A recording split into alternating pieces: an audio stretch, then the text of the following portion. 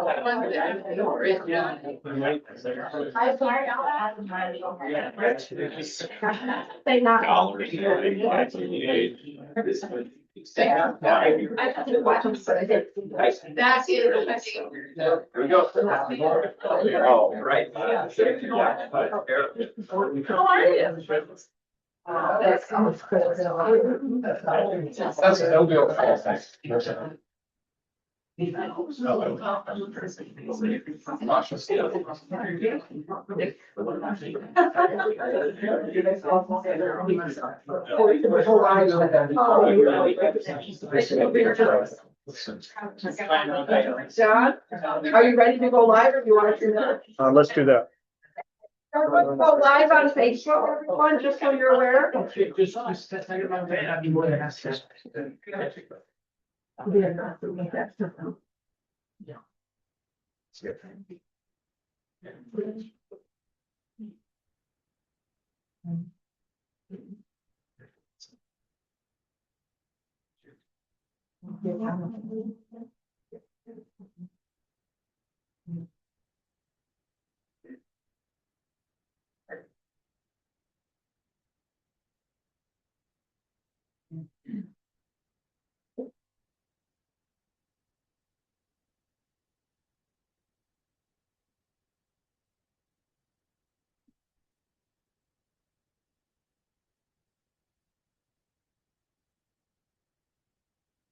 Good to go? All right, welcome everyone. This is a meeting in the Village of Shoreward Hills Board of Trustees. Tonight is Tuesday, April 21st. It is 6:06 p.m. We just had a great shared dialogue on trust and community put on by the League of Wisconsin Municipalities, and look forward to working with them again next Tuesday as a body. We'll call the meeting to order, and item 1A, oath of office for recently elected village trustees from the April 7th, 2026 election. Taylor, are you leading that, or Julie? How would you like to handle? Let's see here. Believe I am reading that.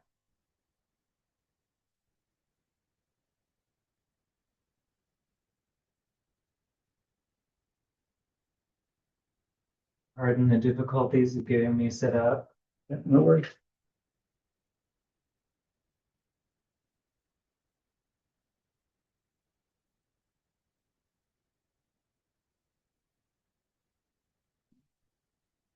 Let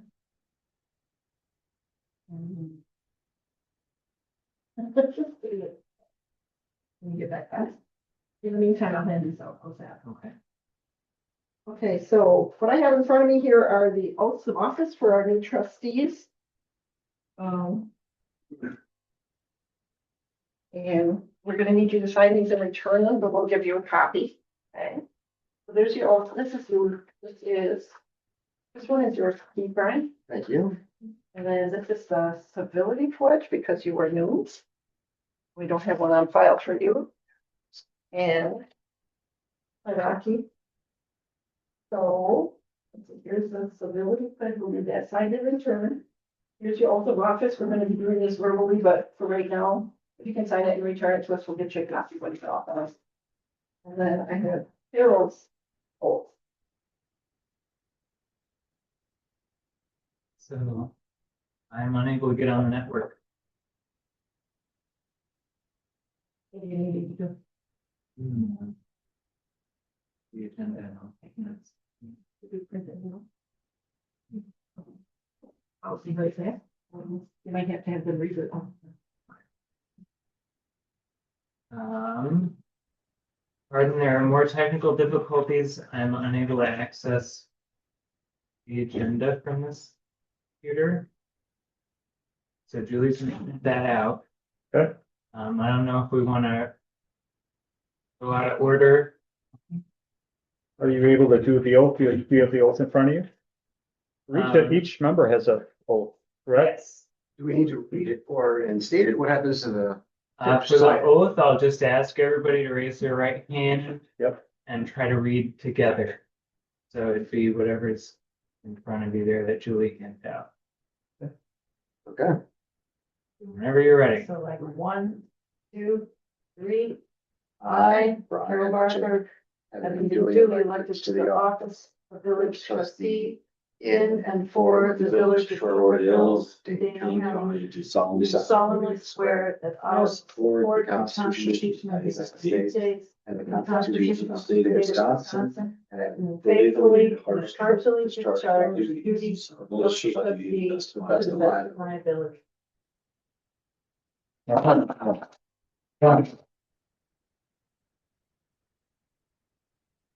You know, that's the hardest part about being trustee. It only gets easier from there. Is that it? I'm all sworn in now. That's the official thing. Congratulations. All right. So that means I'm gonna start out, then if I may, just exercising new guy prerogative.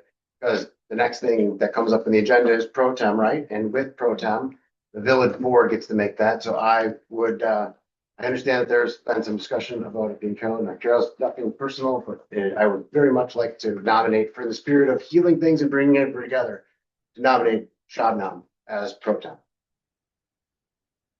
So, Taylor, are you ready to move forward on the agenda? Yes, I am. How come I don't have the agenda that you guys have? This is the agenda that's on the website? That's the agenda that shows. I don't have that. I wonder what made no sense. I'll second that motion. Okay, so, I was prepared to appoint, for President Pro Tem Carol, because, she got the most votes. Obviously, in this past election, obviously the gender balance was important to me. And I really value her perspective on what a stabilizing path looks like in practice, particularly around communication norms and supporting staff. And so that's, it's my prerogative to advance the President Pro Tem position. Can you tell us where you get that prerogative from? Hold on, why are we even doing this? Let's get out of order. And first, don't you have a paper to give to him? Oh, yeah, that's a good point. Thank you. Get that first, all right? Yeah. Then let's set up the agenda. The approval of the agenda is item 3. Yep. This is the way that he had it structured. The only way to have this discussion, Rocky, was to do it that particular way. use the interruption. Sure.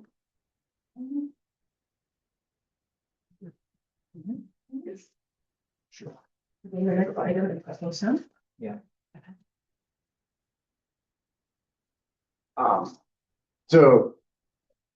John, Brian, you haven't been recognized on this, so Well, then how do we do this, get this out of order? We want to take the agenda out of order. We want to get this, we want to get the agenda adjusted and move things to the top. Pro temp can wait, other things can wait, what he just handed out should go first. Ooh, do we make a motion to adjust the agenda? We haven't done roll call yet. Then let's do roll call. And then we'll move the agenda, and then we'll go to what Brian just handed out. we're gonna follow the order that is John. here. We're not, there's gotta be a way. Rocky, I'm sorry, we're gonna have to take a pause and we're gonna maintain decorum in this meeting. When you want to speak, you'll let me know that you want to speak and I'll recognize you. So the order of the agenda is the oath of office, the appointment of the president pro tem. I have advanced, it certainly is my right as village president to advance who I want to serve as president pro tem. Is there a second to that motion? Wait, I have a question. Brian already made a motion. Kate has seconded. You're saying it's your prerogative. Can you tell us where you get the authority and why it's your prerogative? Under chapter 1 in the ordinances, it says the village board shall appoint president pro tem. It does not give authority to the president. It's not in chapter 2 or chapter 1. So if you would like that prerogative, you just have to tell us where you get that prerogative from. and John, this is the reason for it. So believe it or not, this is actually an attempt to get to a point of civility where you two and the acrimony that's been very usually goes away a little bit in that we want to see not you dictating where that goes with what you want to do, but instead have the body make those decisions, right? And this is an effort to have the body make that decision. So that has nothing to do with Carol. I'm a fan of Carol, but it does have to do with that being your choice and knowing that you are going to come, assuming that you were able to do that without any written authority that I'm able to find in code. So I don't know if our village attorney is here yet, but I've been on this board for 14 years and this is how we've done it as a body. Doesn't matter. Sorry, you're not recognized, Rocky. Carol?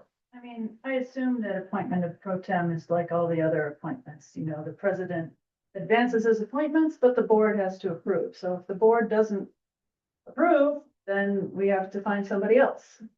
So I think it's probably an appropriate motion. There's already a motion on the table, though. That's the appropriate motion. Brian's. It's a fine motion. Hey, I'm just sharing my screen so people can see the language in our ordinances. I don't know if that's too.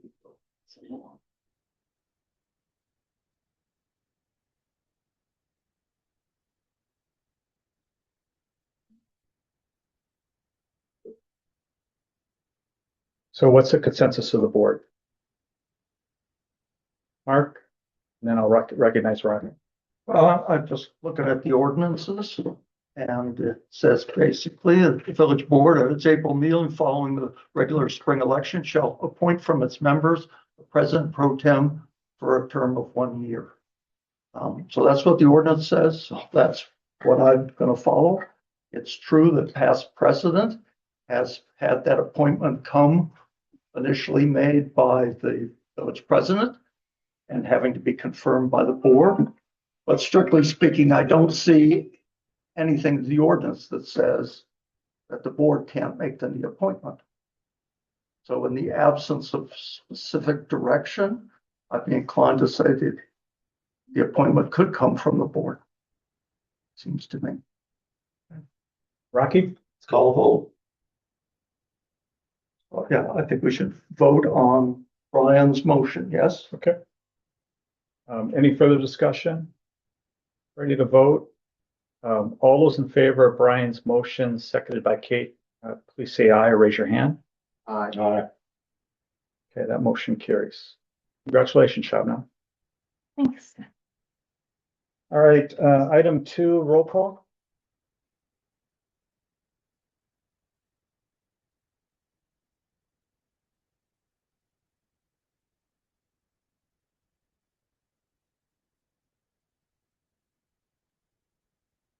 All right. Barker, Here, Letterer, Here, Lutfi, Here, Olsek, Here, Bushtig, Here, Van Aston, Yep. Hines. Present. President, we have quorum. Thanks for that. Item 3, approval of the agenda. We have a motion. Mark, I'll make a motion to move item 7D5 to 9B and thereafter approve the agenda. So just by way of clarification, 7D5 is on the second page of the agenda, discussion, possible action, revisions to chapters 1 and 2. And moving it to 9B, we'll place it after discussion, possible action regarding annual appointments.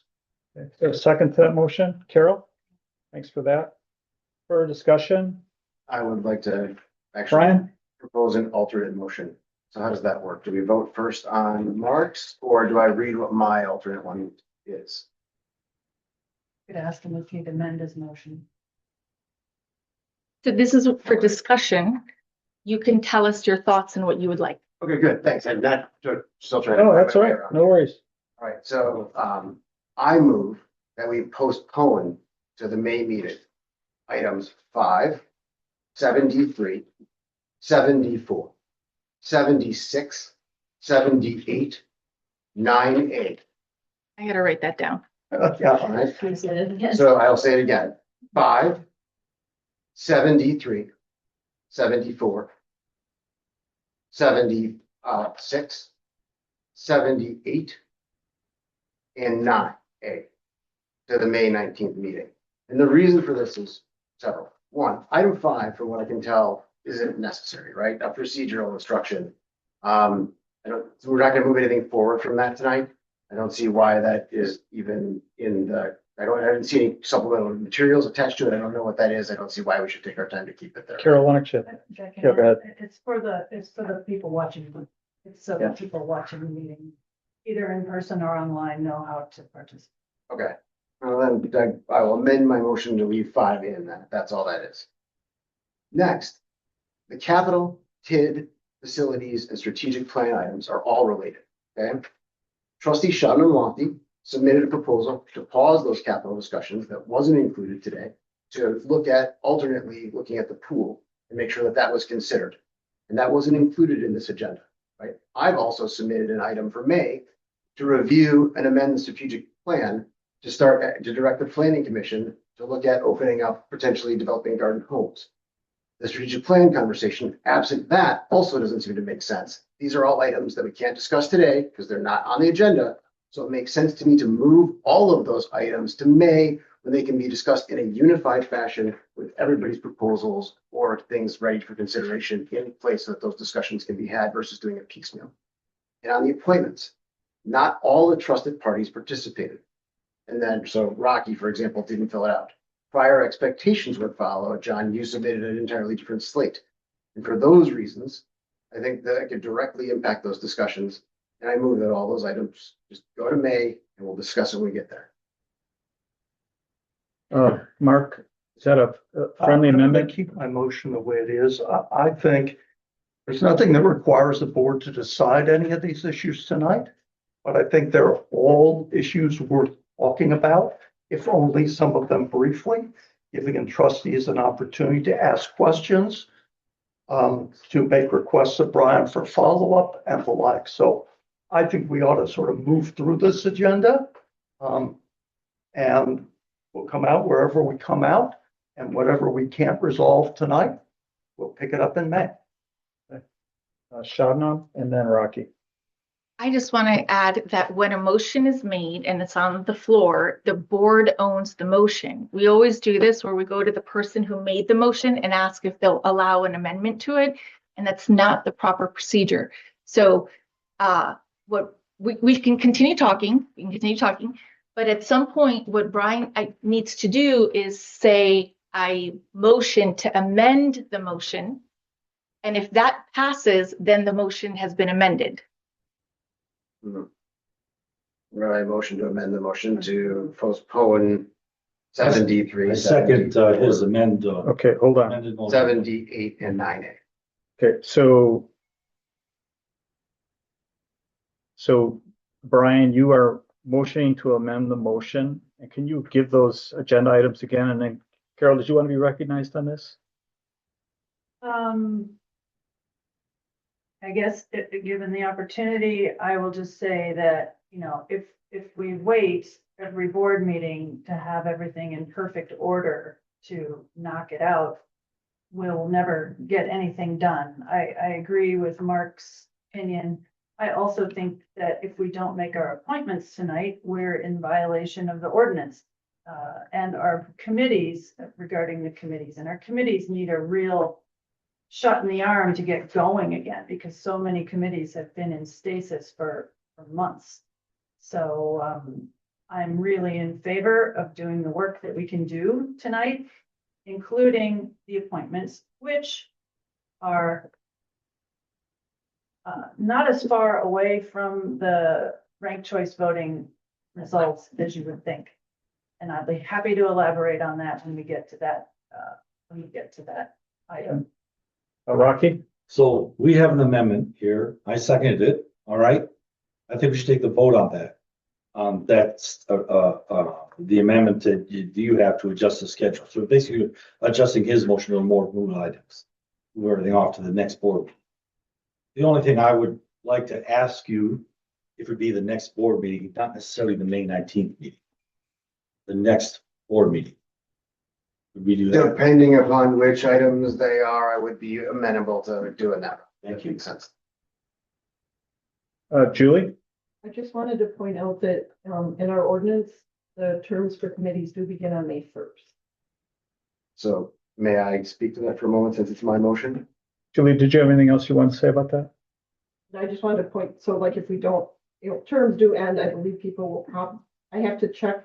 I wasn't expecting this to happen, so I didn't double check. Yeah. But our ordinance, because our ordinance does say that the new terms begin on May 1st, and the old, people who were up, their terms end obviously at the same time. And I know committees are slightly on hold at the moment. However, I don't know if it's beneficial because we do have several that are complete vacancies. And I hope one of them isn't the Board of Review. I don't know without looking right now, but Board of Review will be meeting, and I'm hesitant to have a pause on that one. Because that is also statutorily required and already scheduled. So now may I? Go ahead, Brian. So two things. First, I agree that it says that their term starts May 1st, but there's actually no ordinance requirement that it be staffed at that time. If it misses it by a couple of weeks, that means that it may be that they have to meet in the later part of May. Earlier, the first couple of weeks of May might get lost while we make sure that we get it right accurately. Second thing is, Rocky just suggested that that's the next board meeting. Separate from this, Rocky and I have submitted another board meeting proposal that has a requested date of May 1st. If that were hit, it could be piggybacked on the backside of that. So, so that those two things are not mutually exclusive. It's still potentially if the May 1st is hit. Carol? Question, how do we anticipate fixing the committee appointments between now and May 1st? That's a great question because I'm not quite sure from an open records perspective how we all discuss it without discussing results like we're going to approve them here. Problem is all of that, what's contained here in fixing the process is that's a great question. Rocky participating in it for one, so that we actually had a full inclusion of the board members to get the right results would be a big first step in my opinion. Carol, did you have anything you want to say on that? If the board wants it that way, I can rerun the results anytime. Taylor?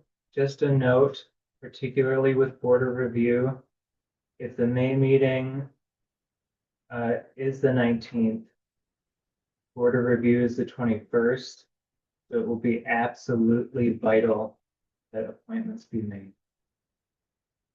That's a reason. So you have the amendment, right? On the next board meeting. And then do we have ZBA scheduled it out before that point? And the outcome of. Kate?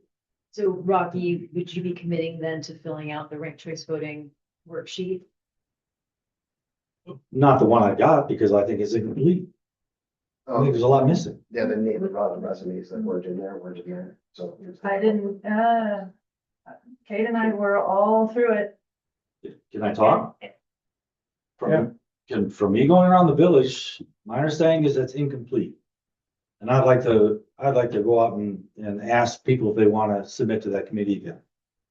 We can have a narrow timeline. We can say, you have 1 week to do it, a couple days to do it. And I'll sit down and help you do the ranked choice if you want. But from what I saw, that was a very incomplete list. Carol, So, it was already established before the process that we would not be including any, applications that were more than 2 years old. Some of those were listed in the packet, so that might be part of the discrepancy that you're seeing. But all valid applications, ones that were less than 2 years old, as of April 7th, which was the cutoff date, are in the ranking worksheet. thanks for that clarification. Mark? I think we need to be careful here. We're starting to get into the substance of the issues. Yep. Rather than the agenda items themselves.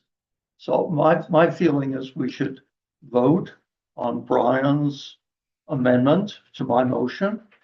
If it passes, we'll operate on that basis.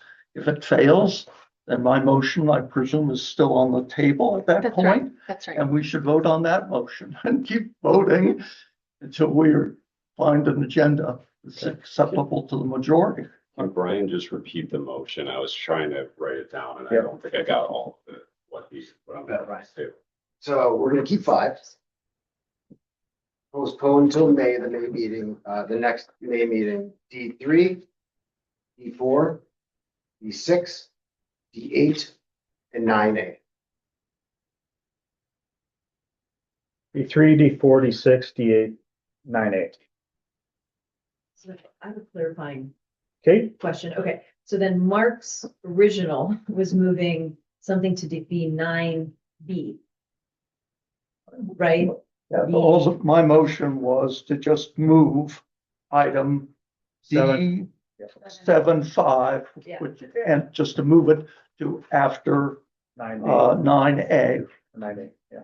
So we would still be discussed, but it would be after the discussion regarding the annual appointments by those that was present. So if 9A is removed, then that would become 9B, but we'd have no A. Oh, which, Well, under my motion, we would do 9A, it wouldn't be removed. We're talking about 2 separate motions, so under my motion, Okay, everything on the agenda stays on the agenda. We just relocate the one item to behind the 9A appointments. right. But if we're amending, if we now vote to amend your motion, right, is that? I'm just confused on how 9 will play. Well, I guess that's a part, sorry to interrupt, I apologize. Go ahead, Shabna.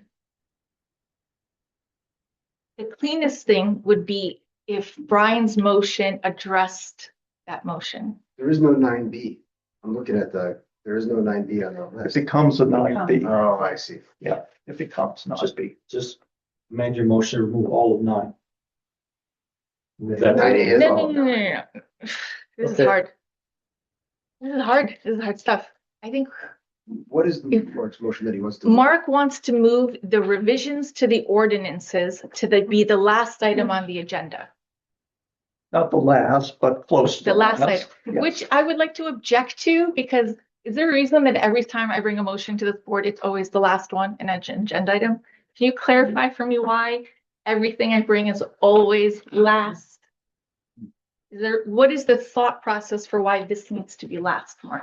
It doesn't need to be last, but it needs to follow, in my thinking, it needs to follow the discussion and possible action regarding the annual appointments. The board previously agreed on a process to do appointments, ranked choice voting. We went through the process. We ought to see the result of that process before we go to the nuclear option, which is what I view changes to the ordinance, as opposed to just working through the existing ordinance and see if we can't reach a consensus. But they're unrelated. I'm not putting it last. It's only because appointments was I'm not gonna make that And change. needs to follow. I'm willing to move item 9A up in the agenda as long as the 7D5 follows 9A. Well, then. Okay, I tell you what, though, if this motion passes, though, Can we recognize Taylor? Go ahead. I mean, we could just move it to after 8F.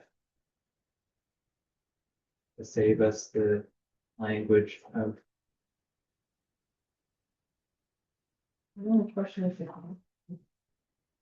so I want to make sure I understand Mark well. What Mark is saying to us is that his decision on that ordinance change would be influenced or impacted by the ranked choice voting. That if possibly the ranked choice voting, if it were to work, you may or may not support the ordinance. Is that what you're saying? You're saying that the ordinance change is related to the committee appointments. Again, my concern here is we're getting into the substance. Right. And what we're really trying to do here is just figure out the order of the agenda. Yeah. So I told you why I Okay. reordered the Got it, got agenda. it. And I just don't want to get into the substance Here's- until we get to okay. the item. Shabnam and then Rocky. If this motion passes, it's a mute issue. It doesn't matter because the committees are not on the agenda. They wouldn't be related because the committee assignments are not on the agenda. If the motion passes, Mark's change is irrelevant. It doesn't make a difference. There is no 9A. If the motion passes, there is no 9A. There would be no reason for this to be a 9B. It would just stay where it is. If the motion doesn't pass, then we have to talk about it. Does that make sense? Rocky? I'd also like to say that what Shabnam's proposing, it cannot be approved today anyways, but it's important because we're trying to set how the new way things should be done. And that will change how appointments are made and clarify that appointments are done back to the system. So her thing can be talked about now or can be talked about in May, but to reorder it makes no sense to me. I like it where it is. And I do think all these other things, as I seconded, should be bumped to the next board meeting. I want to call the motion. Ready to vote on the motion? On Is it- Brian's? Yeah. Is everyone- On Brian's motion. Yeah, does everyone understand the motion? Okay. All those in favor of the motion, please say aye. The motion carries.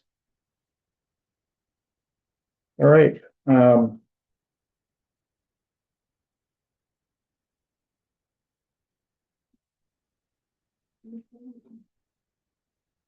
item 4, statement of public notice. Taylor and Julie just want to confirm, and Brian just want to confirm that the meeting was properly noticed. yes,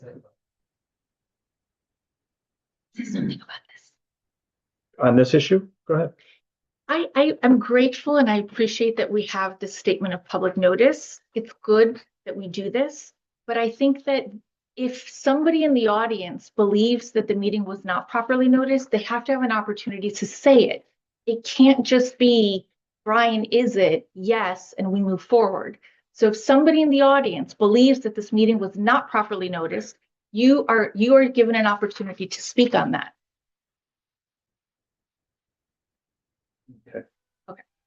All right, and then item 5, procedures orientation. Just want to remind folks that this meeting is also being broadcast on the village's Facebook site, being broadcast live. And while it is being broadcast live, the board is not able to respond or review any comments contemporaneously. Any questions, any comments should be sent to our village administrator, Brian Mooney. Item 6, public comments. This is an opportunity for community members to speak to the board. No discussion or action may take place at this time. The trustees may ask clarifying questions only. Speakers may be limited to 3 minutes. I'd like to limit to 4 minutes. Once we hit 3 minutes, 30 seconds, I'll raise my hand and you should finish up your remarks.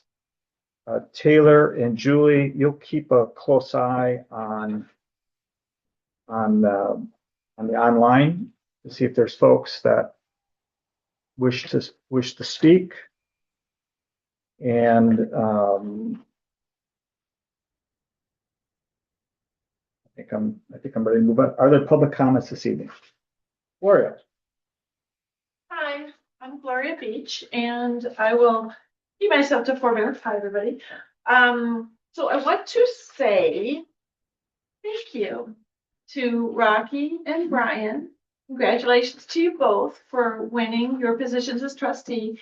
Thank you for having run very clean, very good campaigns with integrity. I really appreciate that. I got to meet your mom. So that was nice. But I just really want to say thank you and congratulations to both of you for the campaign that you wrote. I wasn't planning on making remarks, but somebody called me and asked me some questions about some of the minutes. And in reviewing the board package to be able to clarify my articulate my thoughts on those minutes, I came across the January 20th meeting minutes. And item 6, I would actually ask that the board consider removing this from consent agenda tonight. The public comments portion of the January 20th, it says Gloria Beach appeared to speak about item 7C2 on the agenda not being explicit enough to accurately describe what will be discussed for the public. And to refresh your memory, item 7C2 was the Ehlers financial model results. And during the discussion for the Ehlers financial model results, not once what were the Ehlers financial model results discussed. Instead, what was discussed is removing the village municipal court from our village and combining that with potentially another municipal court. And I didn't think that that was an honest representation of the agenda. In fact, I thought most explicitly it was a violation of open meetings laws, because the agenda is supposed to be that anyone can come look at the agenda and understand what will be discussed without having to dig into the package. And instead, the Ehlers financial management was kind of like a placeholder. So it was like the agenda said, we're going to talk about apples, but instead we talked about oranges. And my recollection, to really drill into these minutes, my recollection was that at the January 20th meeting, that Trustee Barford made a motion that I agree that Trustee Lederer said, nope, it's not appropriate. And that was tabled. But I also remember that Trustee Basooner actually made the remark, and if he's here, maybe he can speak to this. But I recall the remark actually being made to Administrator Mooney to not pursue the removal of our municipal court from our village. And time and again, I keep seeing this come up, and I just disagree with it. I think if Administrator Mooney, Brian, if you want to have the municipal court removed from our village, I think that that's valid, but I think that it should be an agenda item that anyone in the public can see that now we're going to talk about removing our municipal court, and that our court judge would be invited to maybe submit a memo or make her position on this subject known, and that people from the community would have the opportunity to come in and speak to that issue instead of thinking, in fact, we're going to talk about the Ehlers financial model. So anyway, congratulations, Brian. Congratulations, Rocky. Congratulations, Carol. And good luck. Thank you, Gloria. Can I ask a clarifying question? Yep. Gloria, are you saying you want the January 20th meeting minutes amended? I think they're incorrect, but I'm not on the board. I just think that it should be removed from consent agenda so that the board can discuss this. Okay, thank you. Taylor? We do have police, municipal judge. The hand raised. Okay, Felice, you able to join us? Yes, thank you very much. It's a little timely coming in after Gloria, but usually when I apologize, I've had the flu, so I don't have much voice. But usually after the elections, the municipal judge is also sworn in at this board meeting. It was not on the agenda, and because I've been sick, I didn't come in person, but I am willing to take my oath at this time if you have the oath available, and otherwise I will do it at my next municipal court.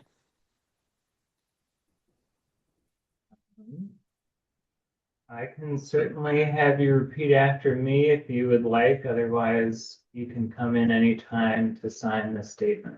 I've signed the statement, if you recall. And That it's, was the pre, right, office oath, and this is oath of office, the right. pre-office So oath. it's up to the board whether they want to continue the tradition of having the municipal judge sworn in at the board meeting. Otherwise, I can take care of it at, when we next have court. That sounds like a plan.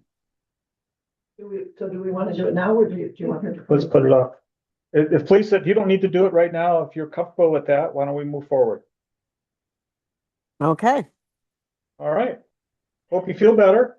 thank you very much. All right. Okay. Go ahead, Michael. Hey everyone, Michael Van Lanningham, 2704 Harvard Drive. Just a clarifying question. Did you all pull off the 1008 Shore Boulevard from the agenda today for the community center? Or is that still, is that off or on? Sorry, I didn't have a That was pulled off, I think. Yes. That's pulled off? Okay, cool. That takes care of one thing. I'm not gonna bother you guys about. The pool parking lot, is that on the agenda still, or is that pulled off? Pulled off, right? Not in your head? All right, cool. Not gonna bother you guys with that one. So I was just gonna say on the, and then the committee appointments, was that pulled off? Right, trustee Van Asten and, trustee Lockbeats. That's pulled off for next time, right? Okay, cool. Sorry, I didn't have a thing to line it out, so. All right, so that takes care of most of that. I was just gonna say, this is not on the agenda, but I thought that trustee Van Asten had a good point in his email after the election about potentially putting public comment at the beginning. So like this, that's 3 minutes where I'm talking about something that's not on the agenda tonight. And then also doing inline public comment. The city of Madison does that. They have a sign up time ahead of time to do that. So I understand that that would probably require some administrative effort or more administrative effort. I don't want to characterize it.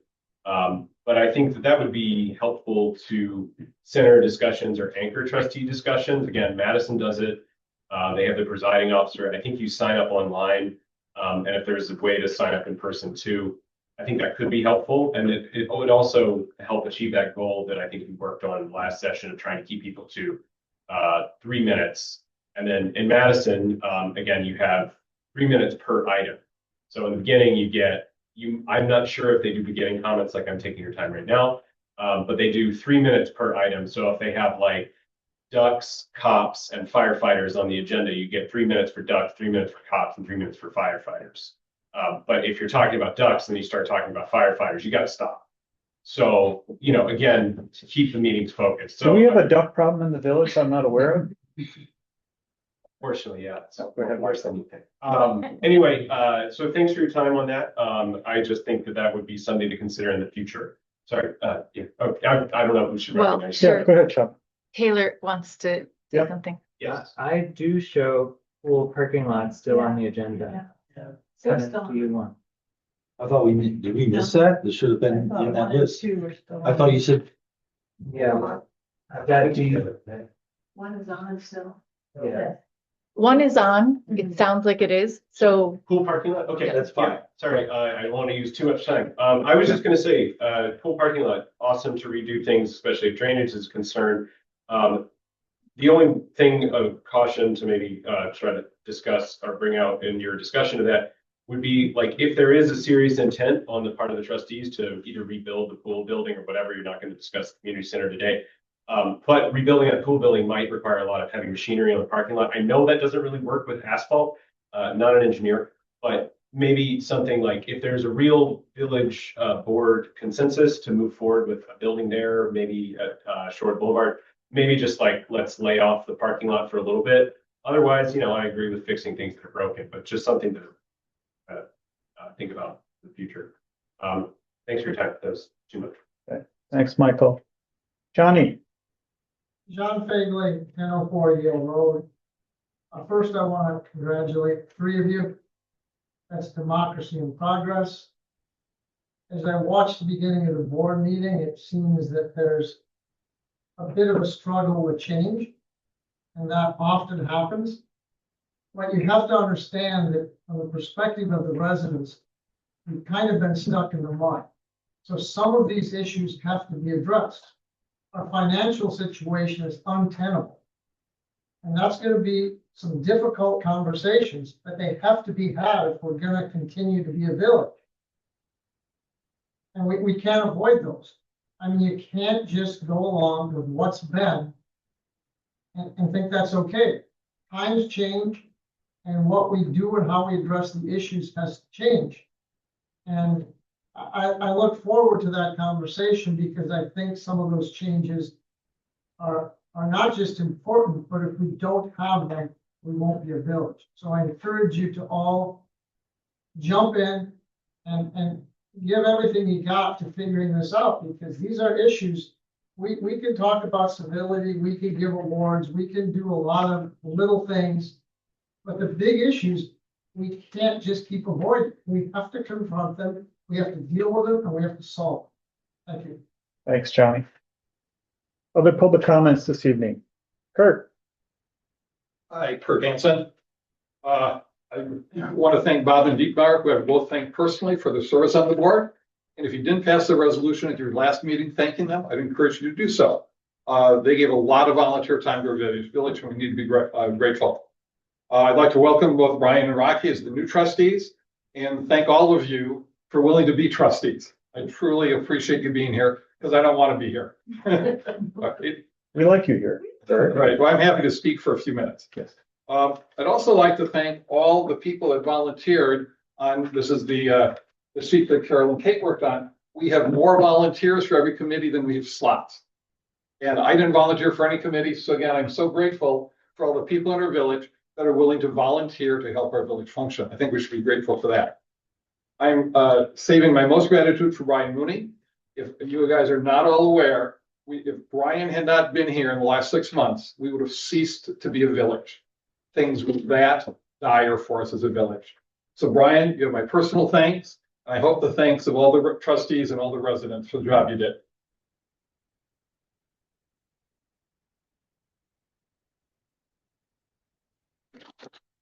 Having said that, Brian, when we come to the ZBA, I will be your opponent. I don't think Brian was under any illusion. I do want to talk about dysfunction and function. We've had a very dysfunctional year, and your goal this year needs to be function and function and function. I'd just like to point out to you that you were more than 30 minutes into your meeting before you could even decide on an agenda. That is dysfunction by definition. You had a lot to talk about. You have to realize that's not a functional way to run a meeting. I think you're going to be haunted by some of the past dysfunctions yet. We can't solve that, and we don't have to revisit past things that have happened. I think you have a lot of assets to make yourselves functional. You have 2 new enthusiastic board members. Rocky's obviously given a lot of thoughts to the way he would like to see things change to help you be more functional. I think that's a real asset. You have the many volunteers I mentioned. Brian has recruited 3 new staff. I'm so happy to hear that. And I would encourage you, if we need to hire a headhunting firm to fill that last position, just spend the money and do it. We've got to become functional. If it takes us $20,000 or $30,000 to find that person, spend it and get it done. It's simply critical that we be a functional village. So the other big asset we have is Brian hasn't told us he's leaving yet, which is great. We want him to continue. So I think we have the assets in place to really have a great year, and I encourage you to do that. Thank you. Thank you, Kurt. Okay, other public comments this evening? Do we have anybody online? Any other public comments?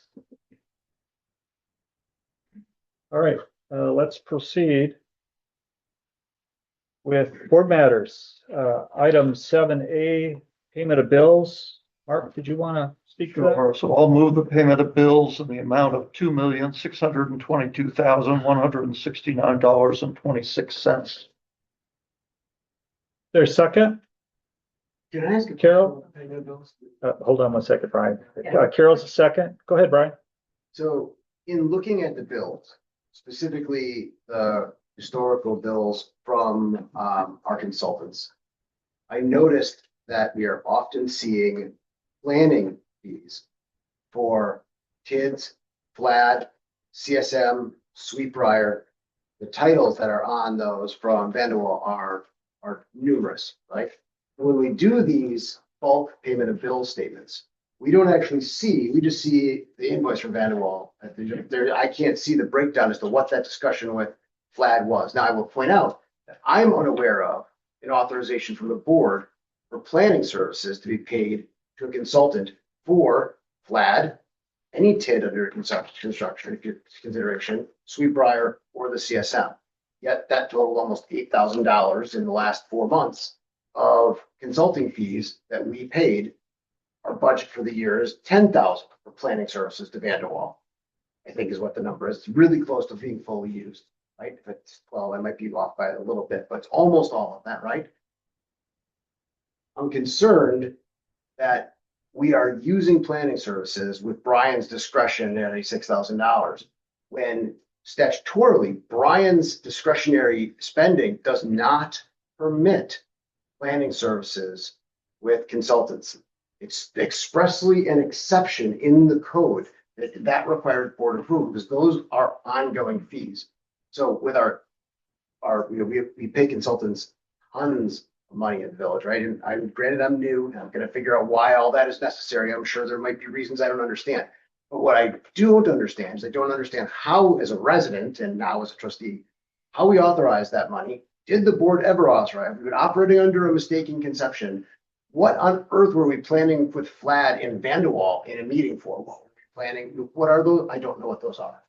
Right. So when I look at these, specifically the Vanderwall, and also I have some concern about our fees that we paid our attorneys, because we paid Bill Cole, like 90% of what we have budgeted for the year. We're like 38,000 of 45,000 already, right? And those aren't itemized as to what those are. Some of those I believe to be other personnel issues that came up that are ones that I think actually probably should have gone to Boardman and Clark, not Bill Cole. So I don't understand how we're authorizing that because those are big sums of money that we're not going through the board from what I can tell as to how they're authorized. Can we get that to be more delineated as we go forward? Because I cannot, and I'd like to know what those expenses were historically as well. So I'm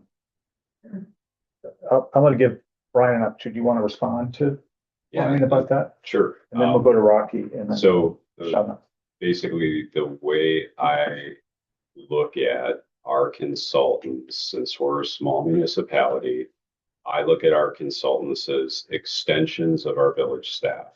So when a technical issue arises that is outside of my area of expertise or something that requires a legal opinion for proper guidance, that falls within my scope and authority to reach out to that person. No different than if it was a pool issue and I walked over to Dane, our pool supervisor, and asked him, the director, and said, Dane, I need your assistance with this matter that falls outside of my scope of knowledge. So small municipalities, this is very common. It's financially more prudent for us to consult than to hire. So those are extensions of the village staff. And when issues arise that fall outside of my scope or purview, that's when they are asked for guidance. So that being said, and just taking that at face value, it sounds like we would need to amend our ordinances because right now we're operating outside of them by following that policy. And I would be comfortable doing that. I could see like the Vanderwall notes from the discussion with FLAD and make sure that that was something that lines up with it and just verify it before I voted to change the ordinance, right? Because it's all that straightforward and reasonable. Awesome. But it needs, Rocky's email the other day referred to sunlight, right? I need sunlight on that in order to be able to look at it. So what was the discussion? When we pay Vanderwall to rule on with FLAD, for example, right? Or the TID, right? I understand why we might have to talk about Ellers with the TID, right? I get that. Didn't strike that. I get that. That's important. But I don't know why we're paying consulting services that aren't itemized. Sorry. Oh, no, thanks for making that point. I think it was Julie. Just so, this is something I can share with all board members, it's probably been a while. There's a procurement policy that's in place. It might answer some of your questions as to what does the board approve? What does the department head approve? What does the administrator approve? So I can send that out to you tomorrow if that'd be helpful. And that gives us a little bit of guidance. Basically, if it's budgeted and within certain dollar amounts, it gets approved through a process. So it's not just one person, whatever Brian approves also goes through the treasurer. Whatever just the treasurer approve also goes through the administrator. Whatever the department heads approve, depending on the dollar amount, also go through either the treasurer or the administrator. So there is checks and balances in place, just so you know. And then if it's an unbudgeted item or a larger ticket item, the procurement policy states that it has to be approved by the board. So I just hope that clears it up. No, it does. I mean, being asked to approve the bills for the first time, looking at the bills and then going and looking into the bills. I couldn't explain the bills. So. Understood. And you can always, well, I can't speak for my predecessor, my next person, but you can always, if you have a question, give us a call. We can look at the bill and tell you what it's about. Well, Rocky, then Shabna. Rocky, did you have anything? So, somewhere in time, it's been lost, but it used to be that if a consultant or lawyer was talked to, there'd be a couple sentences afterwards, what they discussed, what it was about. So we knew. That seems to be missing. Back to the sunshine, that's the sunshine. Well, what did you guys talk about? Why did you meet? I don't know when that went away, but it's not there anymore. Certainly when I was on the board back in 2000 and when Peter Haas was president, we knew those things. And now it's like this black hole. The second thing is, if we're gonna run out of money for the lawyer and the accountant, we've almost blown the whole budget and it's April. So if in fact that what we're doing now is how we're gonna continue on, I would say we gotta multiply that budget item by 4. And we should probably approve whatever that is, how we gotta do that. Because when you're out of money, you're gonna stop calling, because that's gonna be what, in a week? It might You be know? it might be in this one, because I was looking at historical ones, those numbers. Okay, thank you, Rocky. Shabna? Well, I mean, I'm glad we're having this discussion because when we do payment of bills, it does, I mean, I always look at it and I go through it, but it's like, if I disagree, what happens? Sometimes you look at the date paid and that invoice is already paid. So I guess what I'm saying is that I feel like I'm a rubber stamp. Is this a rubber stamp process? Because if you disagree with something, I don't think there's a way to not approve this. If there's a specific item, the board could choose to pull that item and we would not send out the checks because the checks aren't sent till the next day. But these items are already paid. Some are because of due dates. They are paid ahead of time so that we don't incur charges. So can we bring this up at the next board meeting of like, and I also think, I mean, Julie, does the procurement policy affect consultants? Because my understanding of procurement is that it's a purchase of an item, but I don't think services goes. It does discuss items versus services and some things. Yeah, it does address several different things. I can't tell you specifically, it says consultants, but it's like it's not a huge document. I want to say it's maybe 10 pages, something like Okay, that. last question. It does. Do you guys have any suggestions for how we can do this job without that feeling of like, I just have to do a rubber stamp? I brought this up before. Julie, do you have any thoughts? There's different, we could present it in multiple ways. I'm leaving, so I can't speak for someone else. This is pretty standard, to be honest. A lot of this is more geared toward, in some smaller municipalities where there isn't multiple people to look over the bills. It's a way for separation of duties. In our case, it's not necessarily required, but it still is, like, you guys see this money go on out. There's not a question, you see a big sum that looks odd, you question it. Because we have all these checks and balances in place, it rarely happens if there's anything honestly that needs questioning, but it's still there for you guys to look at. Is how I guess I would explain it. We could do a check register. Right now, your report is divided out by where the money is going. The different funds, the different accounts. So you might have one check for $1,000. 500 goes to the general fund, 200 goes to the pool, and the rest gets divided among the utilities. So you don't know the full check amount. Okay, I'm going to make my last comment. My last comment is, I hear what Brian's talking about. For the next payment of bills, can we just have the invoices for the consultants? I don't think Brian is saying, I want to know you guys bought staples at Amazon, right? I think what I'm hearing is it's just purely consultants. And attorneys. They are a consultant. Okay. Rocky. That's the point I was getting to. I mean, I was on my own for 20-some years. I never put in an invoice without saying what the hell I did. Pardon my French. I always listed what I did. It exists. We just And don't see it. So there's gotta be in our accounting system a way to put a sentence in there, even if we don't see the invoice. The invoice would be better, That's what we're right? saying. And so I didn't think of that. So when I said what I'm saying is, I think we need that comment. So actually, Shab now nailed it better than I can, so maybe I'll just be quiet. No, you had it. You had it. Julie, go ahead. I'm not gonna have a finance director at the next meeting. You can mandate it, but there might not be anyone here to do it. It's also, I mean, once we receive these bills, we already owe the money. We can't pull it back. And so asking to see specific invoices for specific things is extremely labor intensive when you already have a staff that's doing this. I wouldn't recommend it. If it's something that you're concerned about, I don't know if it should be with the approval of the board. I think it's a separate item where about how are we dealing with consultants? How are we dealing with attorney fees? I wouldn't bog down the checks. You don't want your checks to be late. You don't want to ruin the village's reputation for payments. I would recommend if you want to discuss it, don't tie it with this. Have it as a separate discussion. That's my recommendation, because you're going to bog down the process and you're going to be tying up people's time, pulling out individual invoices. What if they miss one? It's a burden on the staff that's extremely, you realize that our 3 new people have been there less than a month. Please give them a little time to get their feet under them before we mandate more tasks for them. But yeah, I wouldn't put it as part of the bill process. That's unusual to just call out specifics. And honestly, a little bit unnecessary because we've already committed to those funds at that point.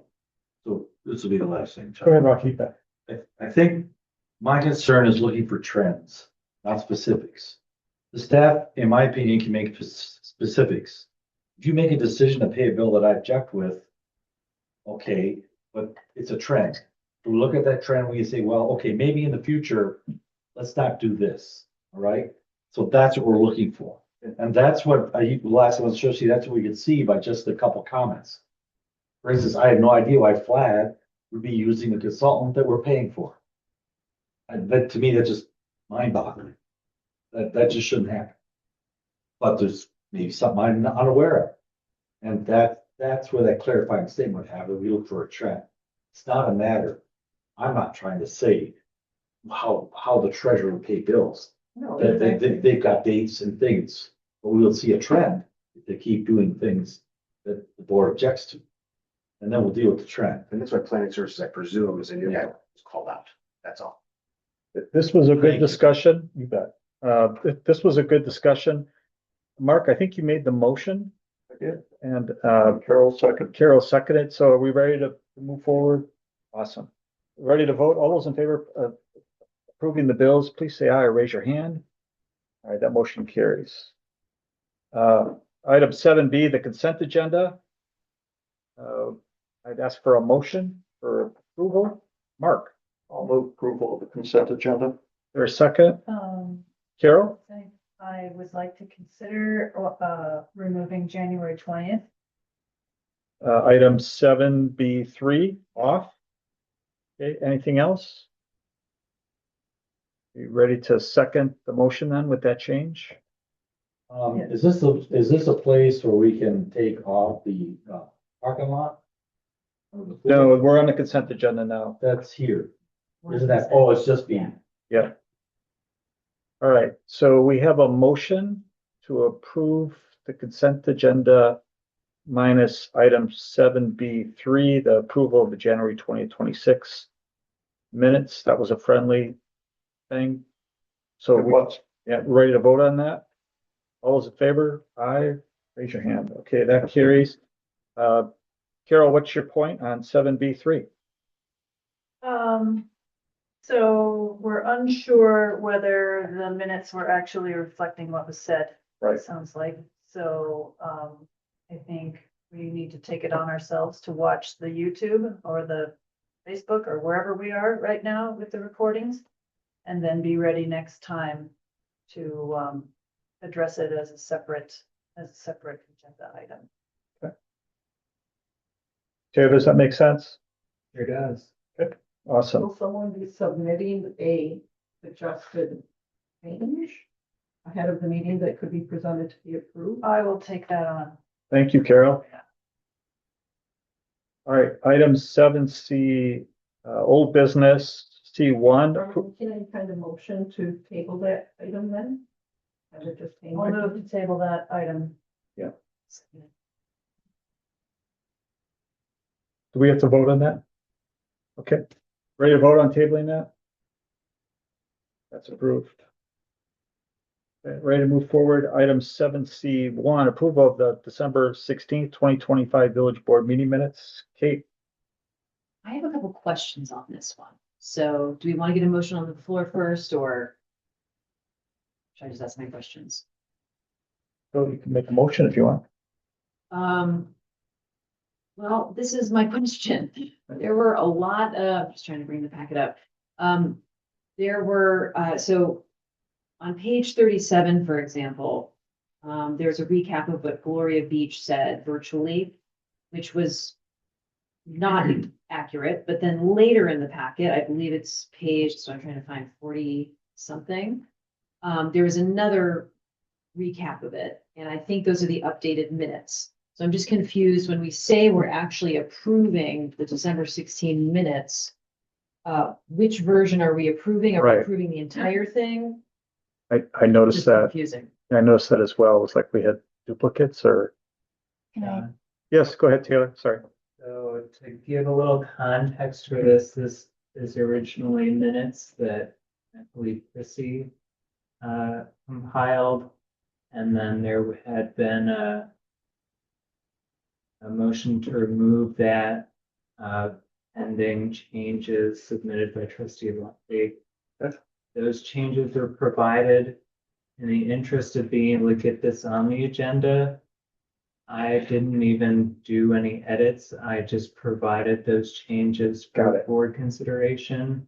So the original minutes, everything there, that's what Chrissy made up. Yeah. The then addendums, as I put them on, would just be appended to that. To update the original minutes. This was a choice to just get this on the agenda for potential approval, rather than spending another day trying to insert those. Right, I agree.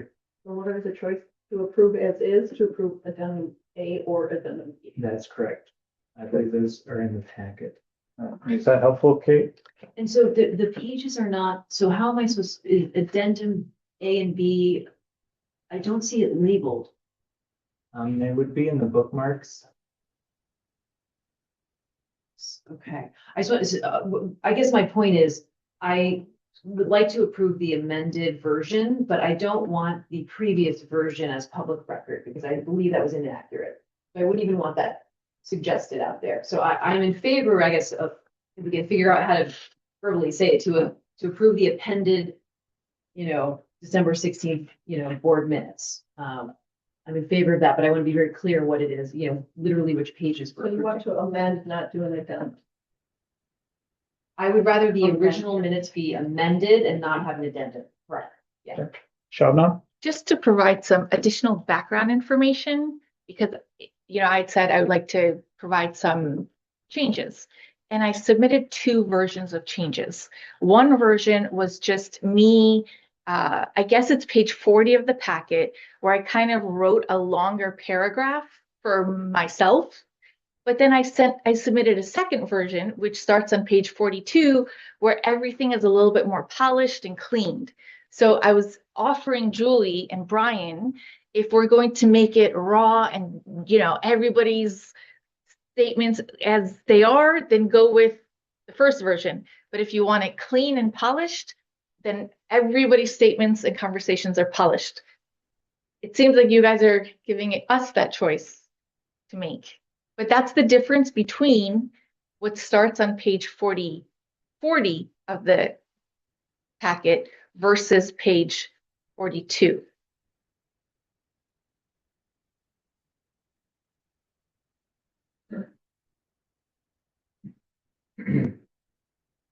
Does someone want to put forward a motion to provide a choice for the board to discuss it and weigh in? I'm just getting my ducks in a row here. So I guess I will make a motion to approve the December 16th, 2025 Village Board meeting minutes, with the amended version, which begins on page 42, but I'm not seeing, that's not Gloria's full. Okay, yes, page 42, yeah. Is it, do you want 40 or 42? You turn me. No, that wouldn't I be just right. found the whole process to be ridiculous. I don't have the package in front of me. Okay. I can't speak to what page. 42 is a shortened version. 42 it So is. I'll put that out there as a motion. Okay, is there a second to Kate's motion? Carol, will second it. Further discussion? Since Rocky? Gloria's concerned, do we, silly, can we put this off and let her read this? So she knows what we're approving? I did read it, but it was very mixed up. I thought you I just, did, no, I don't have it in front of me. I did read it. I didn't find bookmarks. In fact, I started to put my own bookmarks in to the PDF. So I'm not sure about the bookmarks. I did read it. But it feels like it just kind of kludged together. And I think that board would be better off having 3 complete versions put in front of them. And then decide what you want to do. Well, I think we do have 3 complete versions. It's just oddly in the packet, which I totally respect. We were trying to get it in. So, I mean, it's not up to me. yeah, exactly. So I think we have a second. Should we have a vote then on this? Sure. Call the question. All right, all those in favor of the motion, please say aye or raise your hand. I just want to make sure that okay, so that's a vote. Opposed? I'm just gonna abstain. Okay. I just don't know. Did you get that, Taylor? Yeah. All right, that motion carries. Item 7D. So John, you 1, voted for it then? yes, Okay, got we voted for your motion. Yep. Discussion and possible action, pool parking lot phase 2 reconstruction bids. We have Tim Stevie here from Town and Country Engineering. Brian, did you want to speak this? Or we just have Tim start out. Let's have This Tim one, do I it. think Tim and or Right. Dane. Okay, and Dane is, I think Dane might be online. okay, awesome. Tim, why don't you kick us off? Sounds good. I am going to hop, just because I find it a bit easier to talk about these things, that involve, exterior improvements, just to share a map here. I'll go ahead and share that, folks. And I'll go through this letter first, my screen's up, and, I'll do both. So, we put that pool parking lot bid out. We, for the discussion there, had a couple of alternate bids included with that. A base bid portion of the street part of the pool parking lot, and an alternate bid for additional area, and another alternate bid for some storm sewer work in that area as well. So on the screen there, The base bid work that we'll be talking about here would be in blue. So that'd be a replacement of just the asphalt shown in blue there. The alternate bid area would be only the asphalt shown in green. It doesn't, chiefly doesn't include that portion directly in front of the pool. That's a slightly newer vintage asphalt there, and our resurfacing limits here only extend to the oldest, roughest portion of the lot currently.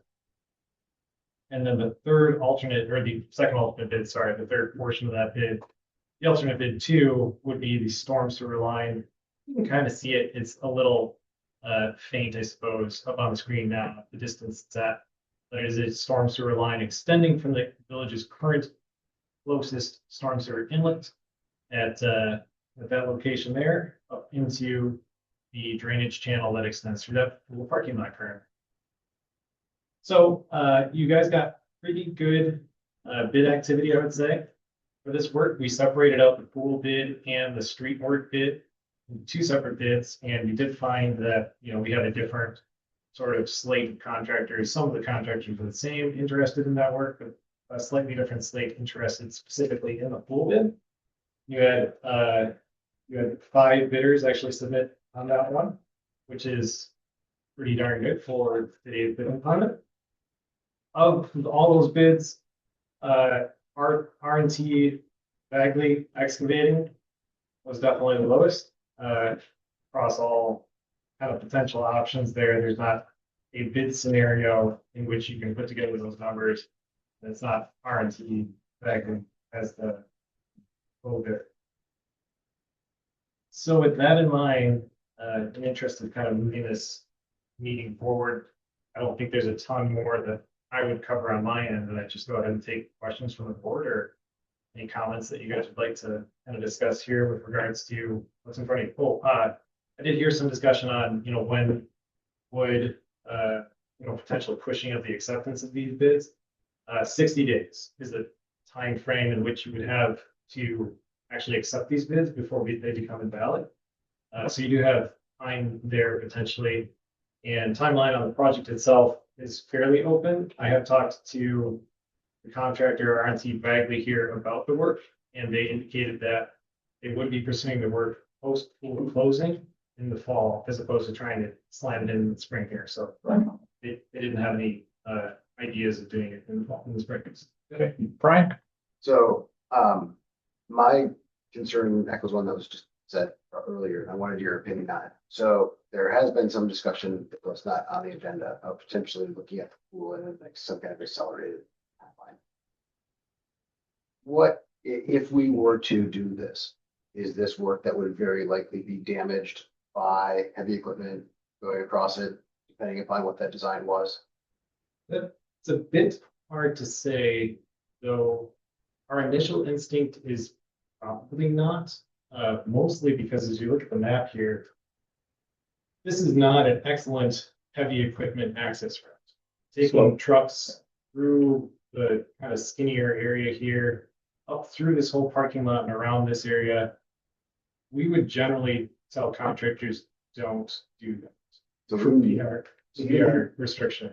So I would say if you were to privately bid this project and you put that out as, hey, we're going to be reconstructing this pool area, then you could also include in those bid documents, don't touch this asphalt here. Do whatever you like to rebuild your stuff that's in front of the pool, but just don't touch the asphalt that we just rebuilt. So my question is, having been to a million construction sites in my day, right? They all need a place to leave all that gear, right? They have to move, like, it just all excavators and all the rest that's going to be moving, right? On top of how much, what tons of stuff, right?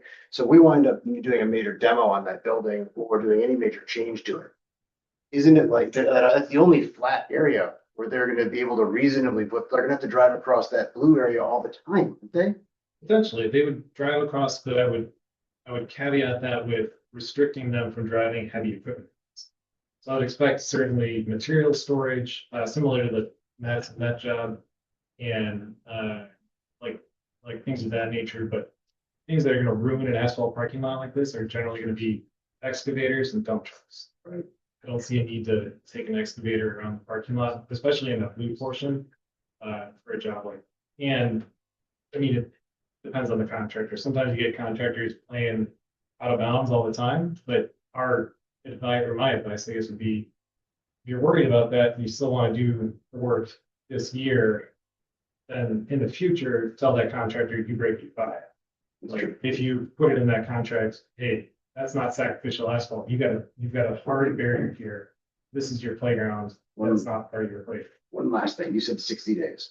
Yep. So we have the other discussion coming up, if it gets into the agenda, which it should, next month.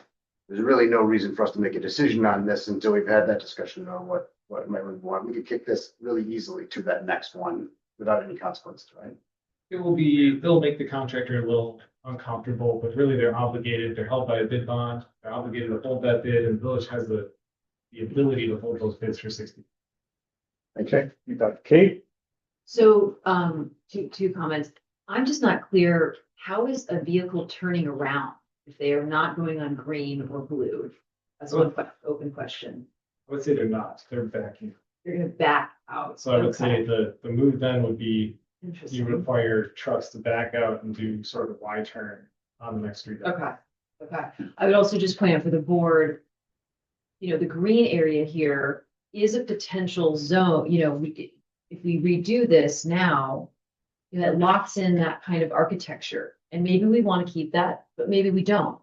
And so, maybe we want to change that turnaround. Maybe we want to rethink how the bike path connects, maybe you want to think about children's safety and crossing. So I think there's more concern to think about there. And so I would hate for us to spend money and then rip it up or want to redo it if we have a new plan that, might better utilize the space. So I just wanted to flag that, folks. And my third comment is actually, I thought the original urgency behind these two bids, getting the street bid and this, is that there would be some economy of scale. It sounds like we are getting I know there's some repeating people, but it doesn't sound like that is actually coming to fruition, that, by separating them, we got, individual bids. So we could do street, fine, but this we could table, and it's not like we're losing any, money by not bundling them together.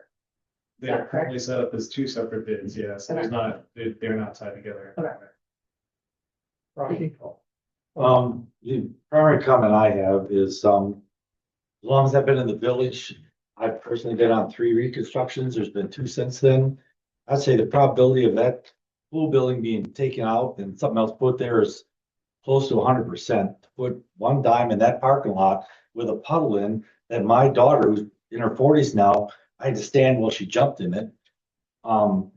Just seems to me just not even worth talking about. There's no way this parking lot is gonna look like this after we redo that community center. It just won't look like that. I don't know what it'll look like.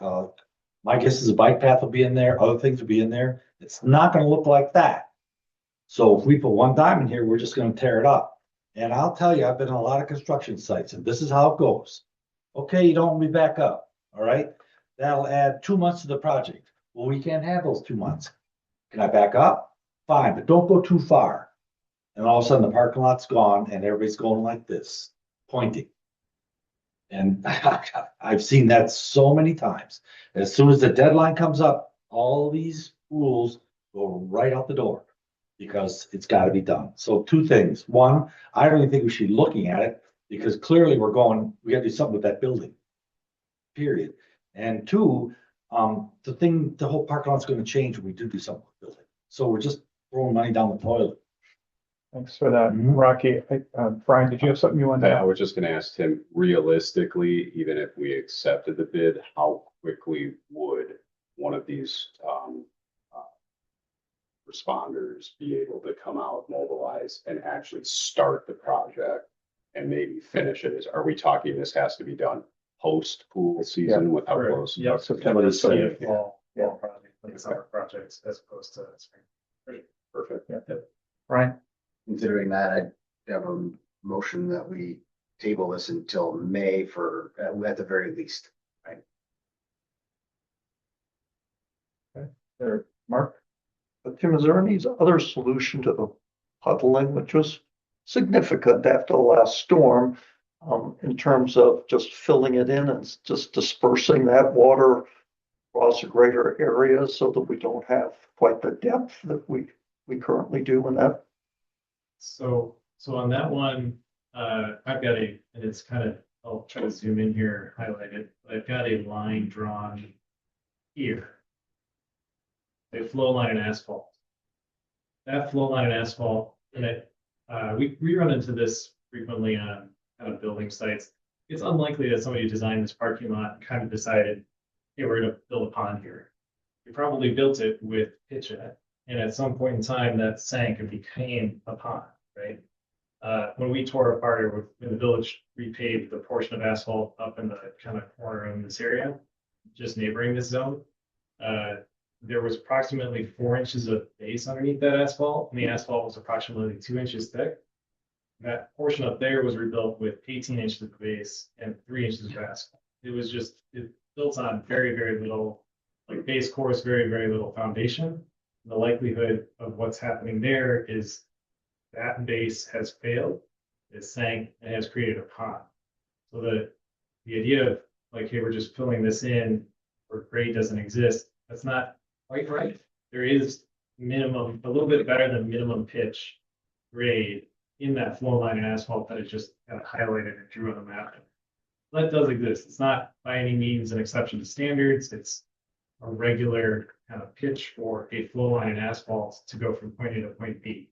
We are suggesting a couple of things to kind of help deal with that, and we have bid alternate available, eventually help deal with that further if the village is interested. So one thing that we added to the project here was about 25 feet of 30-inch curb and gutter. So wrapping around that corner, one thing I saw was sometimes pavers struggle to make a curve in a flow line and make that curve, which is what exists right now on my kind of red line here. That's about what happens right now. And sometimes making a curve in a flow line and asphalt like that can be a pretty difficult thing to do with a paver or to do with handwork equipment.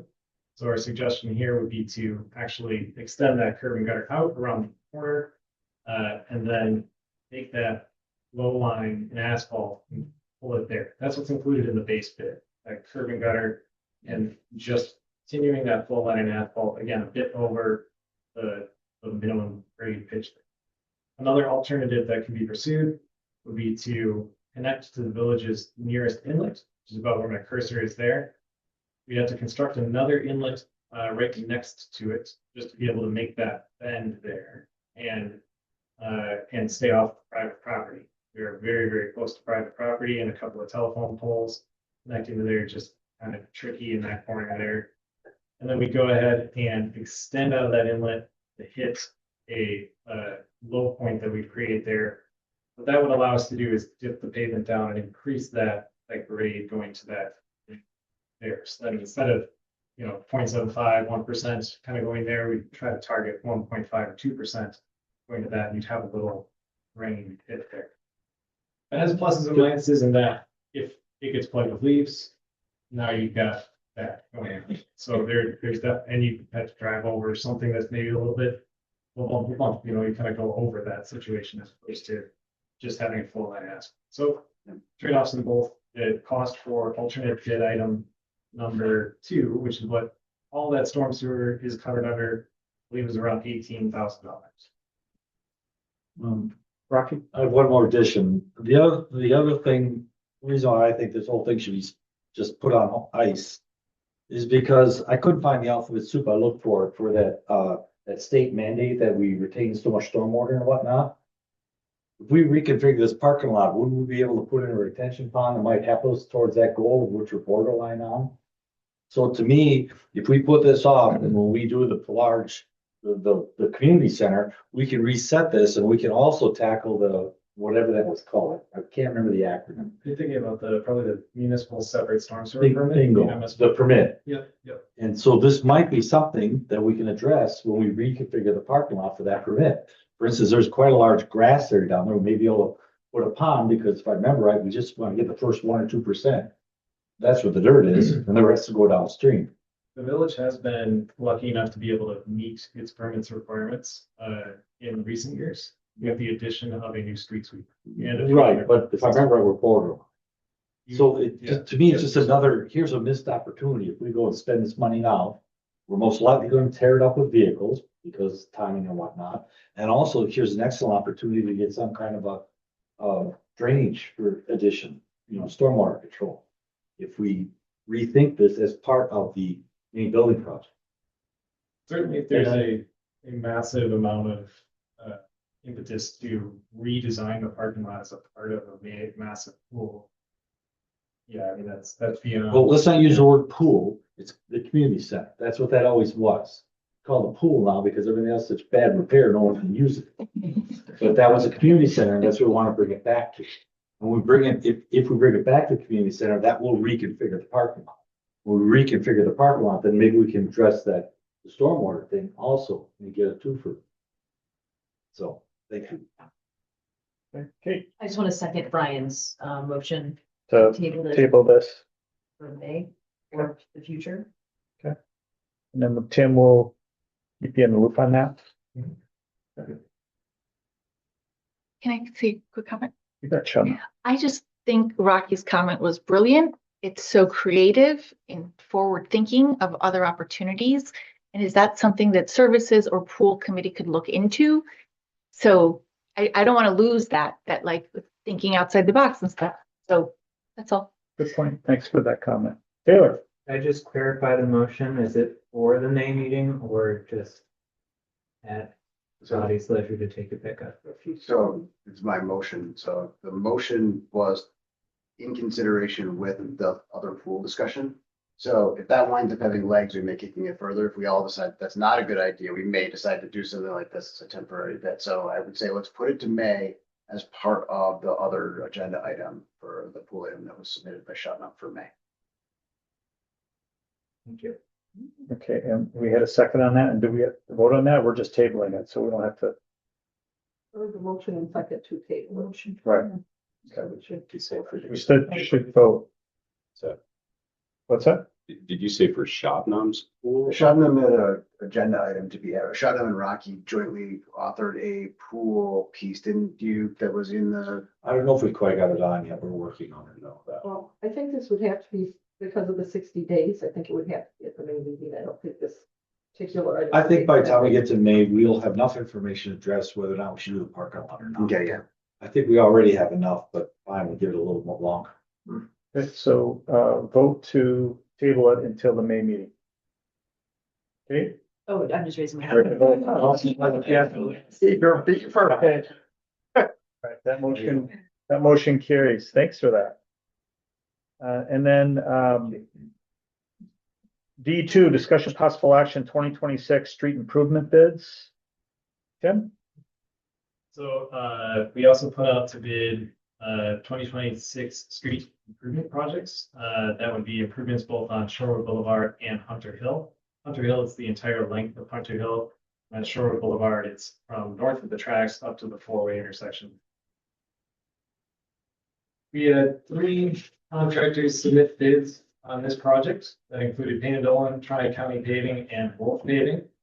And the low bidder in most combinations, all combinations, that is Payne Dolan, with the exception that Tri-County is the low bidder using the combination of the base bid, alternate bid 1, and the supplemental bid. I will go ahead and go through what we have there for alternates and base. So on this project, we had Shorewood Boulevard, as I said, Hunter Hill.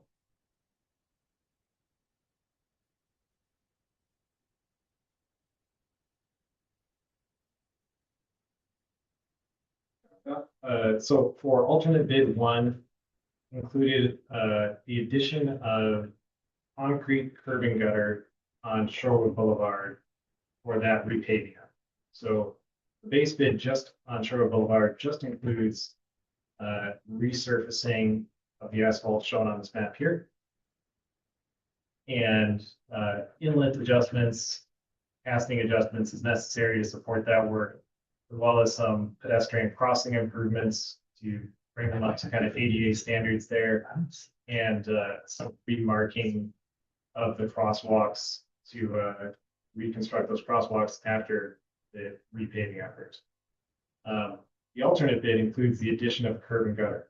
Base would just have asphalt edge as exists in much of the village and as exists there now. And a concrete curb and gutter would be the village style curb and gutter. We call it a rollover curb and gutter, a little bit lower than sort of the standard 6-inch high curb bed there. That came in quite well, I would say, for pricing. The village got about $35 per lineal foot on that curb and gutter price. So in terms of how much curb and gutter costs and what the village received in bids, it was very attractive in that sense. Alternate bid 2 included changing this crosswalk here at the bike path, which connects to the sidewalk there, or obviously a lot of people take street access if you're on a bike. Kind of coming around that corner from a continental crosswalk, as we kind of term it, with these stripes like that, into a epoxy green crosswalk. So that kind of small, I think it's about $1,500 or so that most people put on there. That's what that changed. So that's kind of what we had on this project. So the base bid for Hunter Hill just includes the resurfacing of Hunter Hill itself, as well as some additional curb and gutter on the south side there, south side. Carol? I wondered if you could describe a little bit the supplemental bid items, especially excavation and disposal of bad subbase below subgrade and breaker run. What does that mean? Sure. Yeah, so we design roads like this for kind of local street type, an 18-inch base course section. So that'll be 12 inches of breaker run, which is a 3-inch size rock. That's kind of the nominal size. It has fines in there and other sizes as well. This is a reference to the grade position of that particular class of classification of rock here. 12 inches of that, and then 6 inches of 3/4 inch rock, which is another, again, classification of a sieve size rock. Then above that, we'll have 3.5 inches of asphalt, kind of paved in 2 lifts. So that's kind of the total section of what's designed for the street repaving stuff. And then sometimes we get into areas where you dig down that 18 inches and you get down to your subgrade and it's just clay or just muck or something that's absolutely horrific that you could put that 18-inch section on and it would not stand a chance of holding up to anything. And so we'll include excavation below subgrade, which would be below our lowest level of excavation, subgrade, to improve that area if needed. So that is paid in 2 different forms. That would be the actual excavation in a cubic yardage form or digging out that kind of bad material in that area. And then also filling that excavated material back in with 3-inch rock. So that's kind of the process there for improving this upgrade to the point where you're not having issues. We never really know how good those subgrade soils are until you get there. It's a little tricky. You can take soil borings, but even that can be kind of spotty at times. And so we'll usually put it in as a supplemental item.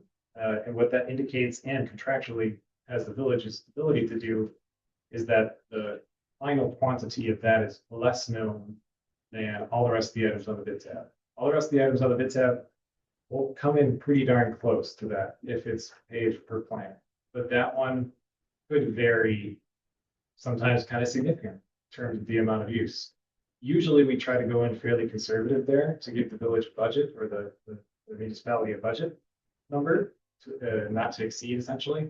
But that's the intent, is you're hopefully coming in under budget on that. Brian? Whose discretion is it or how that policed in contract? We don't have an inspector that would verify that I'm aware of other than GC. Do you need a contract with somebody outside to do that? Do you do that? Who does that verification? We typically do help the village with inspection on projects like this. So we'll go out, we'll do inspection either as needed on projects that are kind of street and utility, where new utilities are being installed underground. We'll typically provide full-time inspection on that type of effort, just because something gets put in the ground, that's probably the last time you'll see it, hopefully, you get lucky. And but for street improvements, that can be more part-time. situation where we'll come out, and inspect the subgrade, inspect the contractor's operations, and then the final test is you take a dump truck, load that dump truck with gravel or whatever it is, you fully load that dump truck, you drive it over that base. So once everything's all prepared, and you think, hey, this is looking good, you drive a dump truck over it, if it deflects significantly, that needs to be cut out and redone. If it doesn't, then hey, it holds a dump truck, great, let's keep moving. Rocky. You have to forgive me for reasons of nobody's fault. I didn't get any of this packet information at all. So I couldn't read what you're talking about. One thing I've noticed in this village is we're running 90,000-pound dump trucks out of here a lot. And I've seen, garbage trucks coming in at like 40,000 empty, but they leave full down on all axles. So they're probably 80,000, 85,000 pounds. Is this road you're proposing set for that size truck? For sure. And it is set for that size truck. And are the curbs there? So when those trucks, they blow off the side of the road. Is that why you want the curbs to try to hold the side of the road tight? What's driving the curb?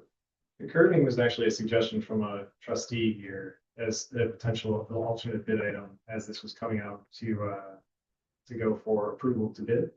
So that was kind of where that came from initially. I was thinking it wasn't in the village's budget to be able to accommodate that, and it wasn't initially part of the scope that we were asked to provide there. But when it came up as a question, it was fairly simple add to put it in the bid as an alternate item. Just get the village pricing on what would it cost you to add curb and gutter. So from our end, like from an engineering perspective, obviously curbing can be, I mean, nicer for road management, easier to plow against, all that good stuff. But we don't have a particular, it's a preference. Well, when I watch those trucks come in and go out, I've been around plenty of them, they wander to the end because you got that dog leg in there. I mean, is this taking her? When that was originally made, one of the problems we have that dog leg is, and I brought it up, but then I was off the board when the decision was made, is someone's driving a 90,000-pound truck, they're gonna run a straight line, they're not gonna follow the dog leg. All right, and when I look there, it looks like it's getting busted out, and it's failing in those areas, and it's failing at the railroad tracks. So how is this addressing that? I mean, should this be concrete? Should we change the line just a little bit to straighten it out some so the trucks? Because that's really the problem. It's not cars, it's those big trucks that are busting this thing up. Yeah, definitely the higher traffic, heavier roads, you'll see them fall apart a lot quicker. So you can see the bump in your picture there, right? This was a concern way back when, I remember bringing it up, and then again, I was off the board, is to measure yourself in 90,000 pounds. Are you gonna do that dog leg? You're gonna go straight. I can tell you, I'm going straight. All right, and so I'm wondering if we shouldn't be straightening that out. They're just as heavy going out as they're coming in. They come in, I've seen tri-axles come in, you're loaded, so they're probably running 95,000 to 100,000 pounds loaded. I've seen dump trucks go all loaded, so both of them, the ones coming in are hitting the island in the middle, the ones going out are hitting the bump there. And I'm just wondering if that shouldn't be straightened out if we're gonna put all this money into that stretch. Sure. I would say it would be a different bid. Currently, what you have doesn't include a full street reconstruction. So what we're doing with this project would be pulverize the material that's there on the asphalt, regrade it, drive the dump truck over it, see what that looks like. And then if you needed to replace that section, that would be that 18-inch section, right? So this lasted about, what, 20 years or so? So what you're proposing, do you think it'll last about the same? Probably, yeah. And that would be a typical lifespan. So again, I apologize, I didn't get the packets, I don't have the numbers, all right? If we said that maybe it's a better option for our money to straighten that out, right? Are we talking about adding another third to your number? Are we talking about doubling your number? I would say, because what you would need to do is destroy a chunk of this median island as well. So you'd be looking at replanting the median island, repouring the curbing that's in that median island. So probably another half.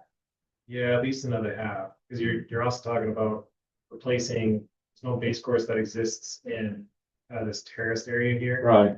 So you need to construct roadway there and remove roadway here. It'd be certainly more of an effort. And when they dug that, they had to go down a ways, by the way, it was soft. I believe that. Yeah. Yes. All right. So it would be definitely more expense on the front end. From a, is that bend, the bend looks okay from a good you drive. But again, to your point of would you drive it is a different, at what dump truck drivers or large truck drivers actually do versus can do. I see them shooting it straight. That, I've watched it. Yeah. There's the other couple of things I just tossed out there, would be kind of traffic speed management. Things like this are akin to what you might call a chicane in the road or a narrowing of the road. Things that make it uncomfortable for people to drive or harder for people to drive generally mean people are going slower. So the things like this that kind of deviate from a straight line or aren't exactly engineered, laid out things are generally favorable for slowing people down. Or there's some benefit there. Scott, Rocky, I'm done. no, that's good. You might have a comment on this as well, but I'll ask Tim for starters. Isn't it because we're potentially putting a curve in, isn't it less likely that we're gonna have the meandering, because the meandering occurs now because there's really nothing there to stop it. I think the crew has had big rocks there, at least on the other side, that got moved or, what have you. It probably would help a bit. The village's curb is not as hard as like a 6-inch high curve, right? So Right. that kind of rollover curve does make that a little less punishing, I suppose, than if you were hitting a straight edge curve. But suffice to say, I mean, that color difference helps too, like seeing a delineated edge that is concrete as opposed to asphalt. Even if somebody's not processing that consciously, they'll process that a little unconsciously in the way I've got a barrier.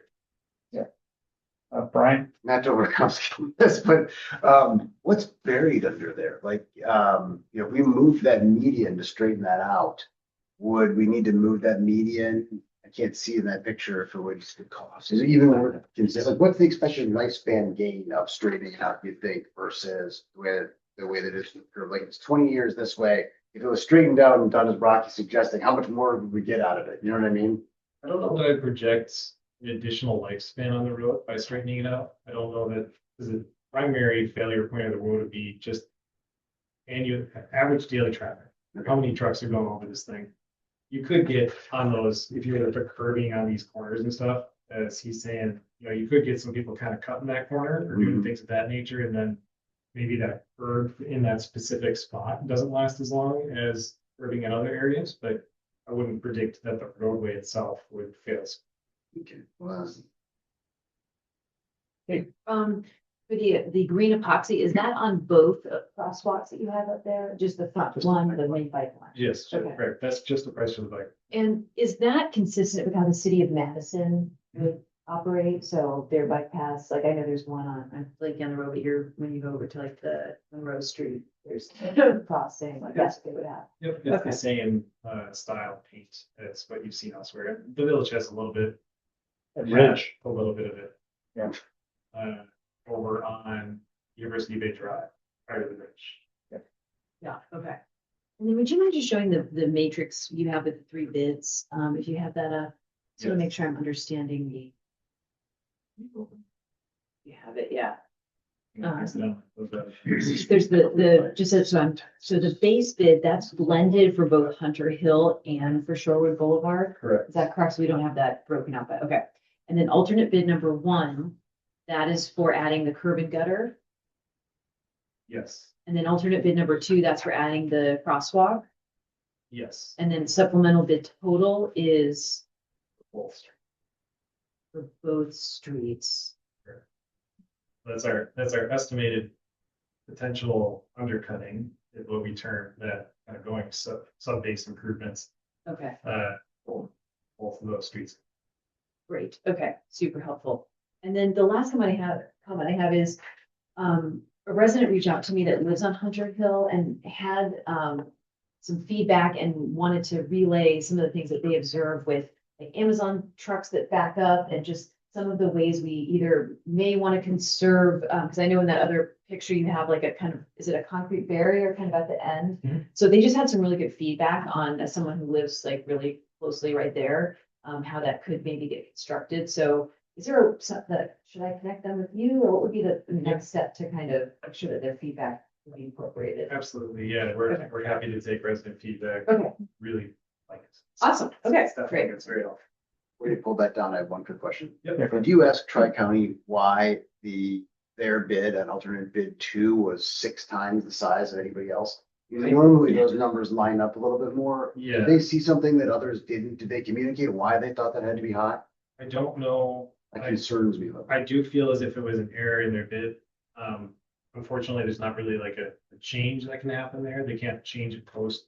I haven't had a conversation with them about it, frankly, because there's not really much they can do about it. These bids are not entered in a paper form. They're all entered in electronically. So there's very little room for error argument for, hey, if you plug the number on your typing your stuff, that's the way it goes. That's just the way the chips fall. So it seems like they might have misinterpreted some stuff there, but it's hard to- these two people clearly use the same subcontract.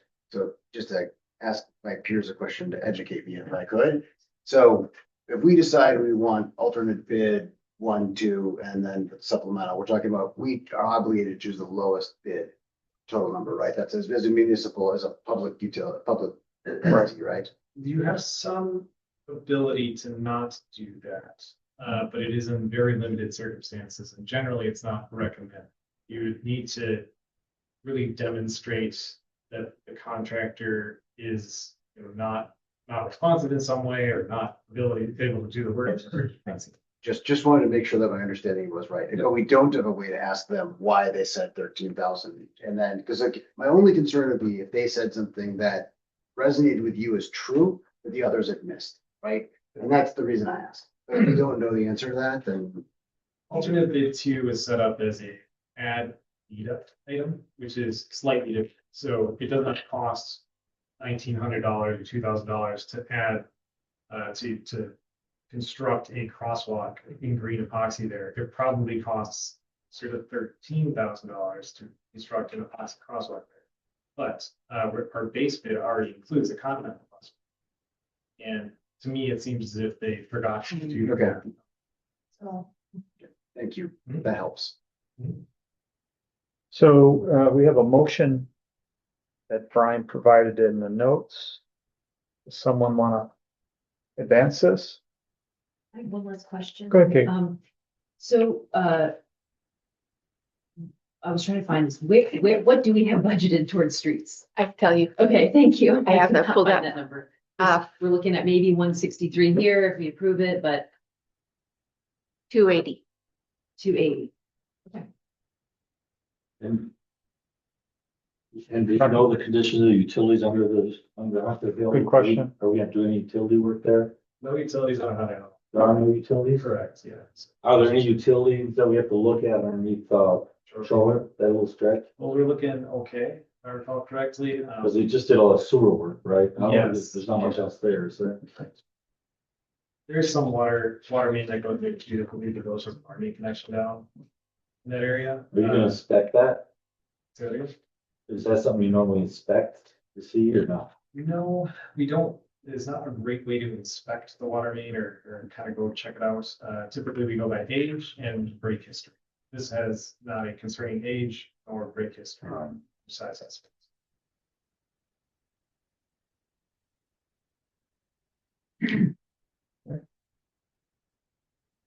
Where's the pre-done motion? Page 2 of Brian's. Someone want to take a whack at that?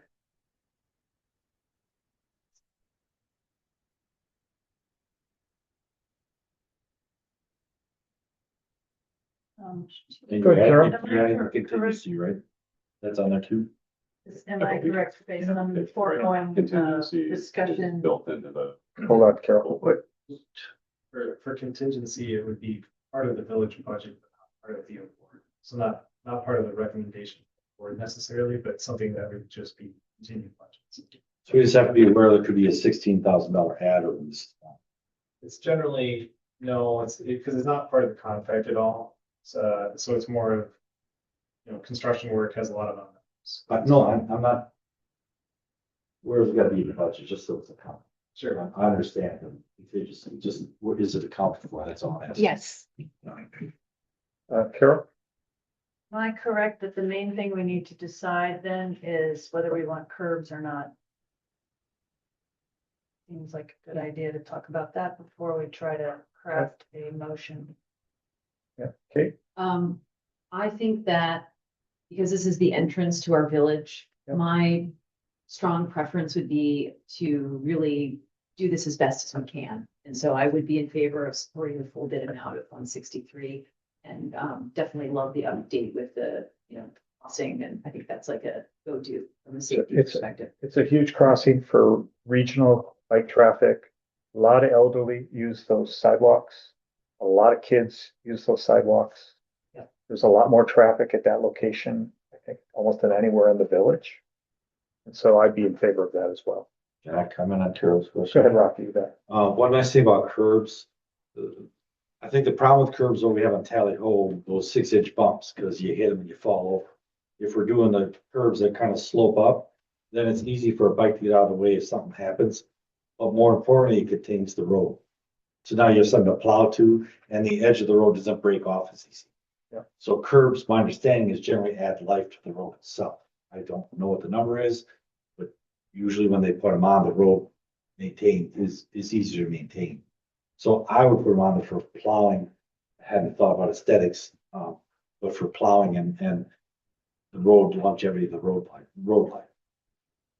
I asked Terry about that. Terry, does that sound good to you? Yeah, for sure, fan of the curve there, it will help with grade, Tim did mention that, but with the sidewalk there. It'll help with grade and drainage there, and it's all around a good spot for it, I believe. The island already has curb around it. So, yeah, I think we'd dress it up a little bit. Okay, I can make a motion. We need? yeah, Okay. I would like motion to authorize the village administrator to accept the bid from Payne and Dolan for the base bid, the alternate bid 1, alternate bid 2, and the supplemental bid for in the amount of 1,600, 163, 181 and 6 cents for 2026 street improvement projects. Second. Question? Thank you. And Are you then going to Mark? include the contingency? That wasn't how it was written in the packet, but I am open to including the contingency. I hope we include it just so it's accounted for in the budget. That's all. Would you like to amend it, Mark? Or do you want me to try again? Yeah, I mean, normally we include those contingencies, so yeah, Sure. make a friendly amendment to after you say in the amount of 163,181.06, plus 10% contingency, insert those words, plus 10% contingency for 2026 street improvement projects. Got that right, Taylor? I sure do. Okay. And then, what's the second on that? That was Shabnam? Okay. All right, I'm ready to vote. Any further discussion? All's in Can I favor? ask one question? Yeah, Terry, go ahead. I asked Tim earlier, do we have a timeline for this? This Is there it's Payne and Dolan has not yet indicated when exactly they'll be doing it, but they were also kind of initially leaning towards the fall.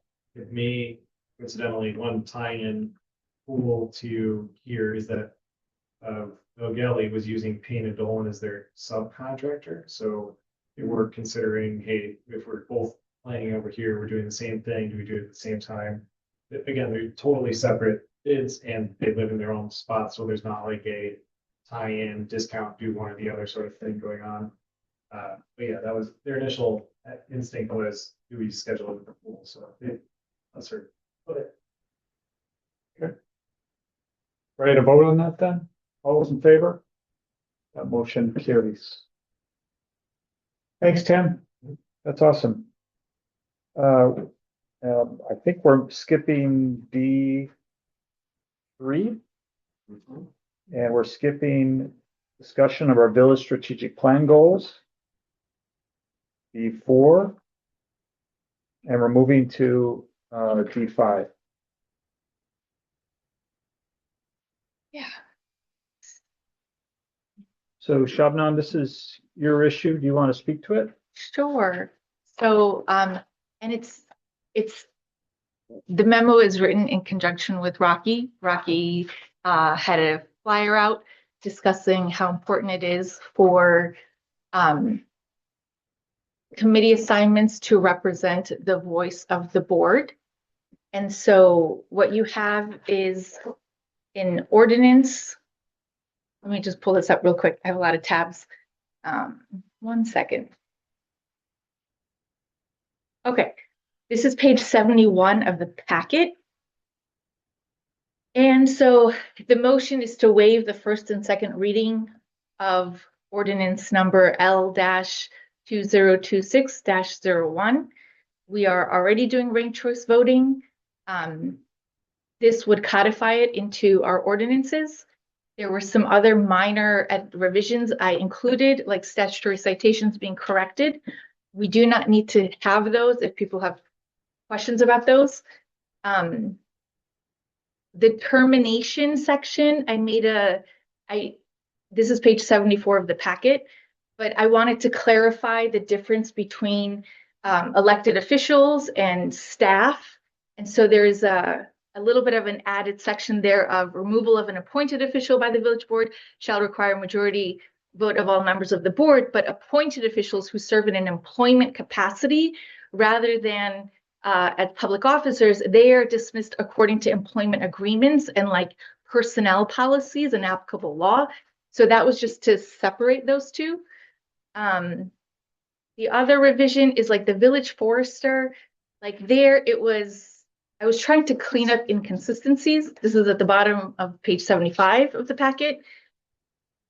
So I wrote there, where village forester has been appointed, the village forester shall serve concurrently as the weed commissioner, and no separate weed commissioner appointment shall be required during such time. But if there's no village forester has been appointed, then a separate weed commissioner shall be appointed. So it was a inconsistency that I was trying to separate out.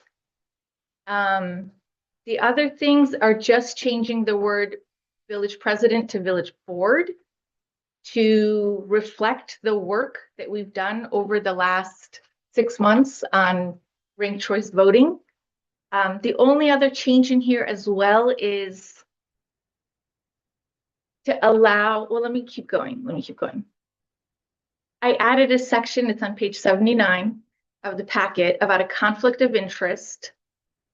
Because that's something that the residents have been asking for repeatedly, that if there's a conflict of interest, members of the board would recuse themselves.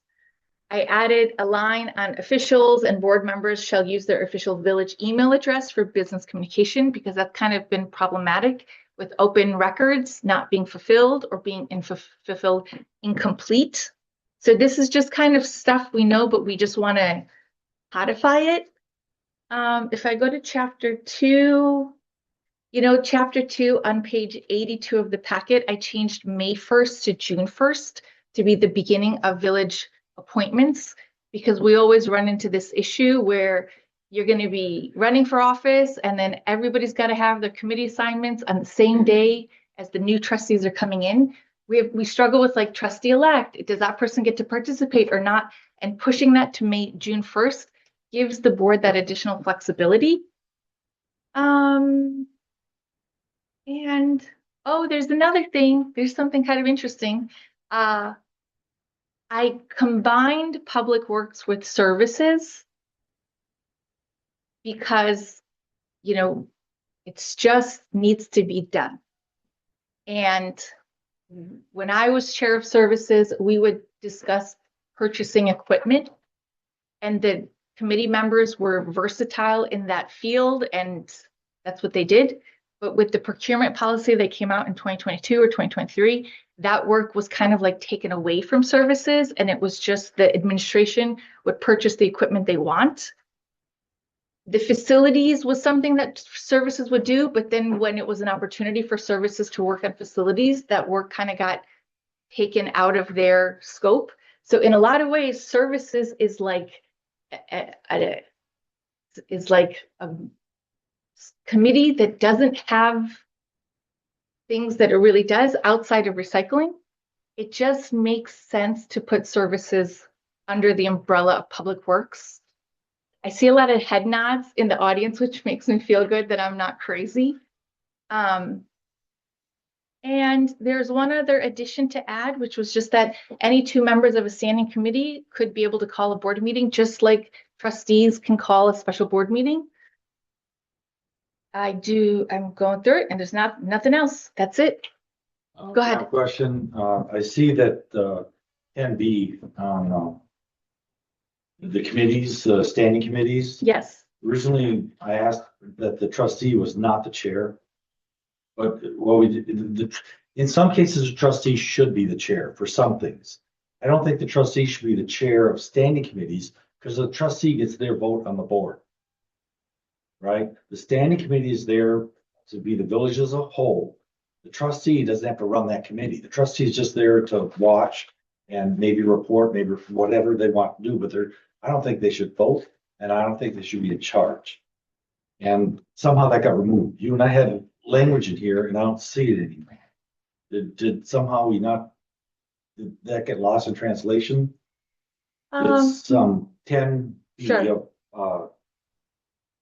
Was that the second? Yeah, chapter 2, that's what I thought. 10B. I really do not think trustees have to be the chair of committees. I don't see the point. Sure. So I think that there's more work that needs to be done with these chapters. I even left out that we're meeting at 6 when we're meeting at 7 to move that up because we're still in a pilot. So that could be done at a later date. is what you're Yeah, saying? yeah. Well, I'll give you that. Okay. I was trying to just do the bare minimum that could be the least controversial. Go ahead, Kate. Okay. Yeah, I think my comment is, while I don't disagree with a lot of the changes that you've made, what's listed on the agenda is that it's a pretty narrow discussion and possible action. So it says revisions to chapter 1 and 2 of the village ordinances to transfer committee nomination authority from the village president to the full board of trustees. And so there are a lot of changes in here, like the point you make on services, the point you make on, there's a couple other that I wrote down, thinking on right now. I'm Can I feeling ask you like this something? is a little bit more broad. I have a question though. Yeah. Oh. What's listed here. Where are you reading? I'm reading just from our agenda. Sorry, what the agenda item, if we are trying to basically be as transparent as possible, what we're talking about and the shifts that we're making here, I think you're suggesting some really interesting and good things that we have been swirling around for a while, but it's not exactly listed in the agenda. And so if someone had, for example, current services committee members wanted to come and speak, they wouldn't have no idea that this has been getting discussed tonight. And so I think that we should either narrow the conversation to just codifying. I think what you're trying to do is ranked choice voting here. So take that and then maybe we have to parse out or bucket some of the other changes you're making in chapter 1 and 2 and discuss it when we've posted it correctly on the agenda. I'm gonna go to Taylor. I'm gonna go to Taylor next. Taylor? There was in consultation over here in the clerk corner was, that as it is on the agenda, that possible action, would likely be also narrow to like re-referring, something along those lines. Julie had mentioned this is not on the agenda as a first and second reading. That is for your consideration as well. How was it submitted?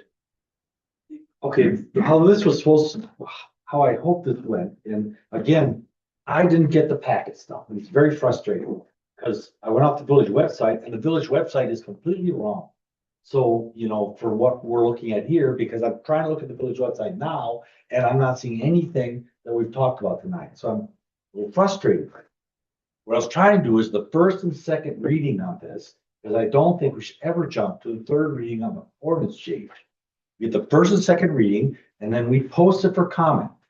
Then they'll go out and people can look at this thing. It's all out there. So in the first and second reading, I was hoping to have the part about the trustee and that thing, right? And then on the third reading, if that created too much controversy, then on the third reading, we could pull that section out or whatever happens, and then have the third reading at the next board. I just Thank you. want to add that in the memo that I wrote, the recommended motion that I wrote was to waive the first and second readings of the ordinances. And I also did include that the ordinance changes include other revisions, minor revisions to correct statutory citations, empower committee chairs to call meetings, clarify inconsistent sections of the code, and add language for conflict of interest and use of village email for village purposes. So it's in my memo. It is not listed in Brian's suggested recommended motions. My motion is not there. But if the staff is not writing it in the agenda differently, I have like no authority over that. I'm looking at what you sent right now, and it does definitely include all that information in an attached memo, 100%. Are there other, Kate, were you done? Well, wait, I don't think we left this. So what are you saying? So normally we do a first and second reading. I've never sat through it unless there's the half buildings on fire where we do the third reading. So Are you asking me what I'm saying? What I'm saying is when I look at, so if I'm following everything correctly, Kate is saying as a question, if a resident were to have looked at the agenda items, the agenda item wouldn't accurately describe the scale of what's included in what Shabnam has presented under this item. and I agree with that. Right. The counterpoint to that, however, Brian, is that what was submitted by Shabnam to be included a memo that should have made it into the packet that did not, that would have outlined that for any resident that is able to see.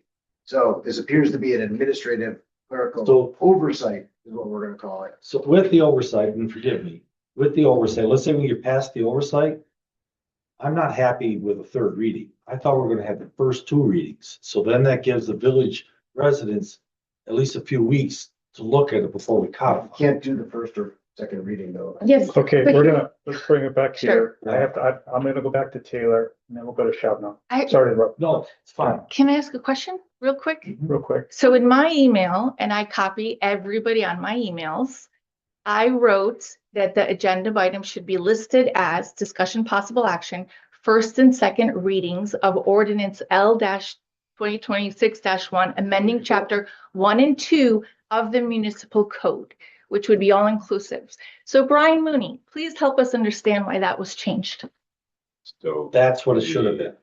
agenda setting policy that the board passed, which is highlighted with this item, states that a trustee can ask to bring something to the board, but it must adhere to that highlighted section, which is it's given to this, it's all prepared by the trustee, but it's referred to the staff at a future for the next meeting, I believe, to collect the data and do the research for it, or it's to be removed from the agenda, I think, for 1 year. I think those are the two. It says things in may. the policy. It doesn't say shall. It says Okay, may. yeah. So the trustee can request that. I did not request that. It says the Note that. trustee may ask the staff to do future research. Now you emailed me and I said, I don't need future research. I've done my work. Well, the staff needs time to ensure anything that we're gonna pass is actually, like, how do we otherwise give feedback if it's on the trustee to do all of the research at it? And then the staff doesn't have any involvement in it? That's between the second and third reading. You guys definitely have plenty of time to do that, but I get my board packet on a Friday and I have 2-3 days to prepare. I sent my item a week in advance to give you guys plenty of time. Now, if there's something between the word board and president that requires research, I'm open to listening for that. But to say that there needs to be research on an item and it's vague without specifics, it's just games. Well, right now, as you're well aware, we're dealing with a little bit of a staffing. So I did State the of work for you. flux. I did all the work for you guys. Here's Yeah, what doesn't, but Hold on, sometimes you Rocky. have to refer things to consultants. I cannot guarantee, I cannot assure the board that Bill Cole can get a review done in 2 days to get it published. I don't even know if Bill's in the office. was. Sure. It's a little Okay. different situation here. Got it. I will make a motion to waive the first and second readings of ordinance number L-2026-01. Rocky, Okay. I have no idea why Brian thought that he had to edit the original thing. The original thing was just fine. And this whole problem is because Brian decided he had to edit something. He had plenty of time between the second and the third reading to do whatever he wanted to do. Everything was done for him. This has been going on a lot. This should not have been edited. It should have been put on the way it was given to him, like that. And that's how I thought it was. And because I didn't get the board packet, I couldn't holler up and scream, say, you guys got this wrong. To me, this is kind of like grade school stuff.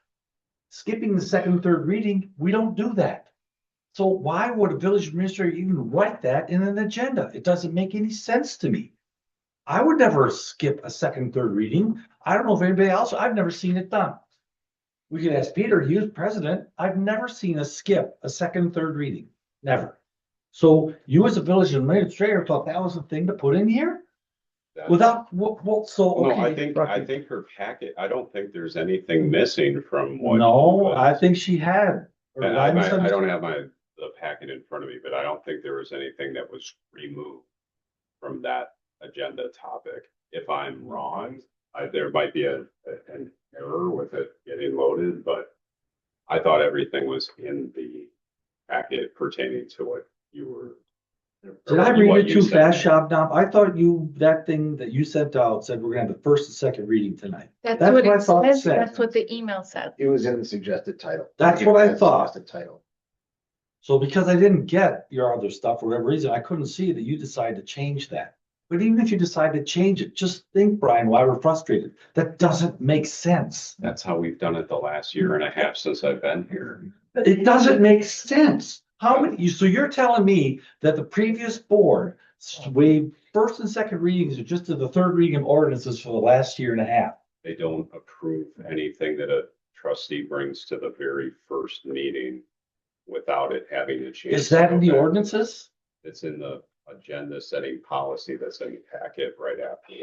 The, And now we see the problem, don't we? okay, And now we see the reason why people are very frustrated. Rocky. That was passed before I came here. That's just what I was told to follow since I had joined the village.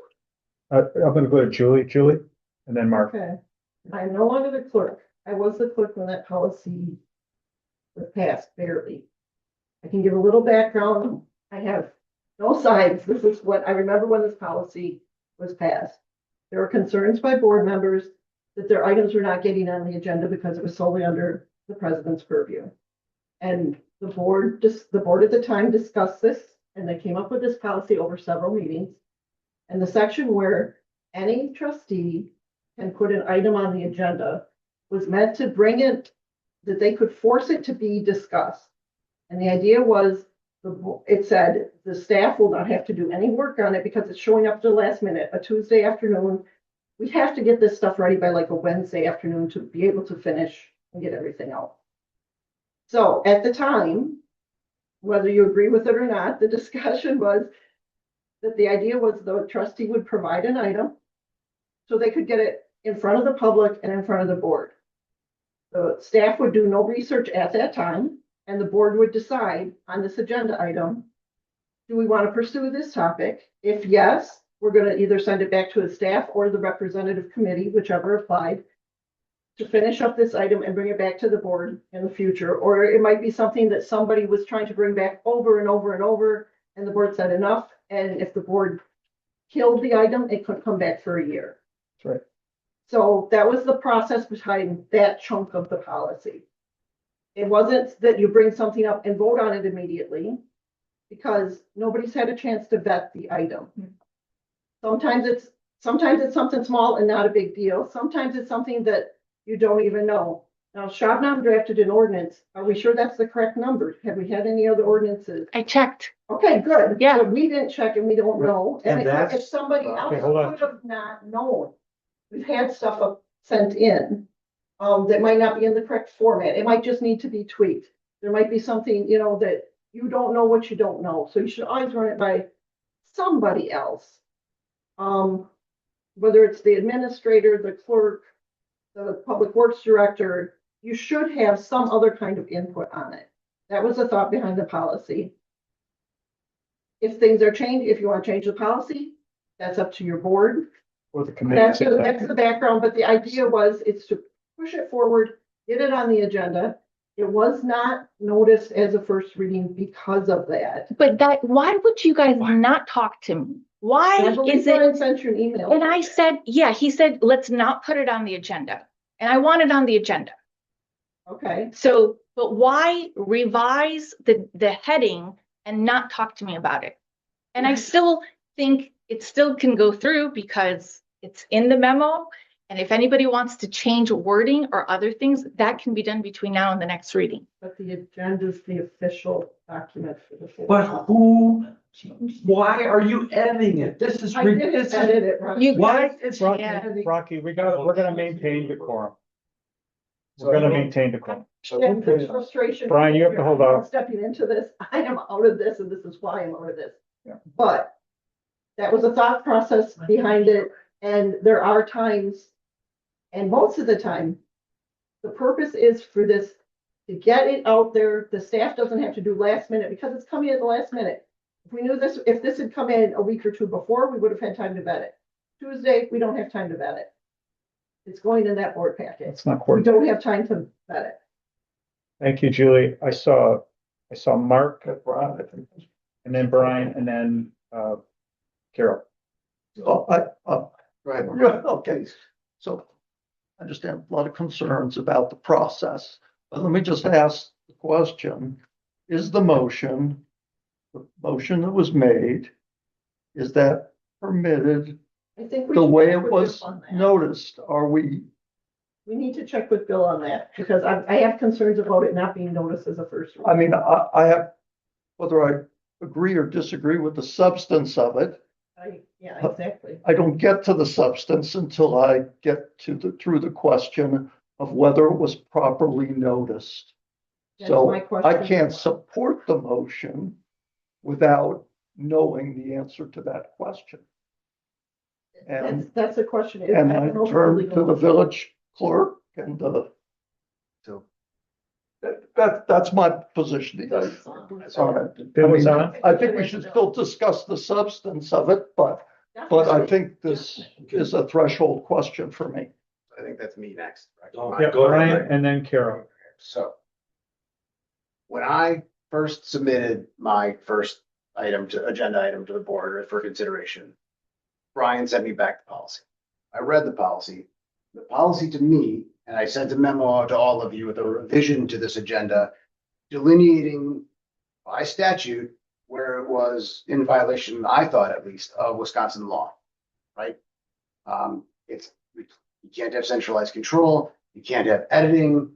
Yes, we could put something mistakenly in there and pass it, and that would be our bad, right? And you guys could advise us against it as we do it. But the ability to control it, vet it in advance, and put it in there is not a function that administratively is supposed to exist according to Wisconsin law that I'm able to find. Now, you guys are clerks. I am not. But I researched it because it looked insane to me it sounded anti-democratic when I first got sent it, right? Now, I get that it was way more democratic than it was, Julie, and I'm not attacking you. Everybody made it to try to make it better than it was. That's the way everything always works, right? It's not an attack. It's really not. But it's also, right now, we're in the crux of that problem where we intended to have one thing done by somebody. It's not there. We have to take up in the next one, we have to take up changing this policy to reflect what Wisconsin law is. And I know Taylor said he was going to research it, but we should probably prioritize this. Because I don't believe that the current policy is even legal. Right? And that's got to get fixed. Brian, thank you for that. Carol. So I'm not sure about the conundrum that we find ourselves in, what was noticed, what we want to do next in terms of the ordinance procedure. But since I believe that the appointments was struck from the agenda that this is my only chance to ask a few questions that pertain both to the ordinances and to the appointments, right? So just want to point out that we're gonna have, terms lapse. If we even have May meetings of many committees, we are gonna have trouble making quorum. So I'm assuming that what is officially happening is that more seats will be empty until we actually make the appointments. Okay. Second thing is, in the ordinance as revised, and which I agree, don't know if I already said, I agree with just about everything, just about all the revisions. So I'm not contesting any of that. How to appoint chairs. Is the board appointing chairs? Are we doing it in a special meeting? Is it going to be closed session? Does that even qualify for closed session? There are some mechanics here that we will have to figure out that are actually not obvious. And then last, since we're not going to talk about ranked choice voting here in any other item, you know, how to conduct the ranked choice voting. Kate and I had the idea that it would all be, that all the votes would be known public. And it didn't work out that way. Not every trustee felt comfortable, and that's fine because this is a pilot. But if we're going to codify it in ordinances, we're going to have to be clear. Are all the votes going to be public? Are they not going to be public? How are we doing this? So there's some development yet to go here in this procedures if we're going to change them to be by the board. That's the one advantage of having it by the president is that there's no open meetings violations. There's no logistical thing. You know, if we're going to have more more plural input into this, it's going to be a little more complicated. I think it's fine. Shabnam, I see. Then Well, Rocky. I actually initially had the words ranked choice voting in the ordinance. And Rocky made the right suggestion to say, let's just take that out and say board, that we could have a policy written because we don't exactly know how ranked choice voting is working. But to just say the board will decide committee assignments, and then we can draft a policy of ranked choice voting once we work out these glitches to make it cleaner. The idea was that this would just be cleaner. It's cleaner to be written that way in the ordinance, but we'll have a lot to, I mean, I don't know if the details will have to be in the ordinance. I guess I'm just flagging that there's a lot to figure out before we can actually do it. Again. I recognize Rocky and then Brian. First off, everybody here can see the problem with the president appointing these committees. The committees are not working. Second off, I don't think it's complicated at all. The board is an executive body. Somehow we were able to do it. From when I was on in 2000, all the way through Peter Haas, and I assume to Mark Sundquist, before all these changes were made to the president's appointing. So somehow it worked in this village for a very, very long time. And then roughly 10 some years ago, someone decided that the president should make all the decisions, and now things aren't working. So we're just trying to get this back, that the board is an executive body of which the president is merely a tie-breaking vote.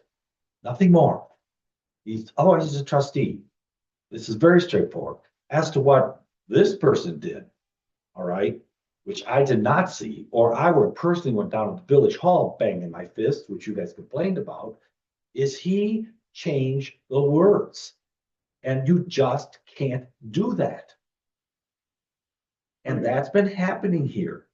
And my guess is that's why this young lady's been so upset. I suspect this has happened to her many times in the last several years. And that's what's got to change. There is plenty of time from the second to third reading. When I was on the board last time, lots of little tweaks were made between the second and the third reading. That's when the village staff looked at it. That's when we made slight tweaks. That's when the village out there got to see it because the whole thing was posted. And sometimes before the third reading, we would take out whole sections because it became a little more confusing than we thought. Often we didn't do, it went through in the third reading just fine. So what we got here is someone decided to do something he shouldn't have done. And we're trying to simplify the readings here. Had it been done the way it was submitted, we wouldn't be having this discussion. We would have had the second and third readings and we'd have been moving on 30 minutes ago. This is the problem. Okay, thank you.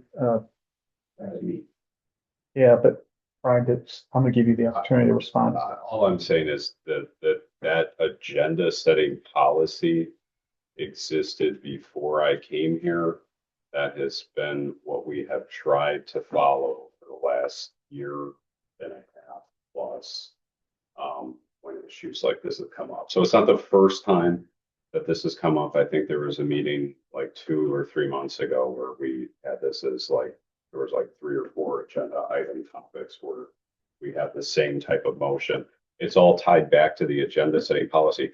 I have no qualms with you changing that agenda setting policy. It would make things clearer for me.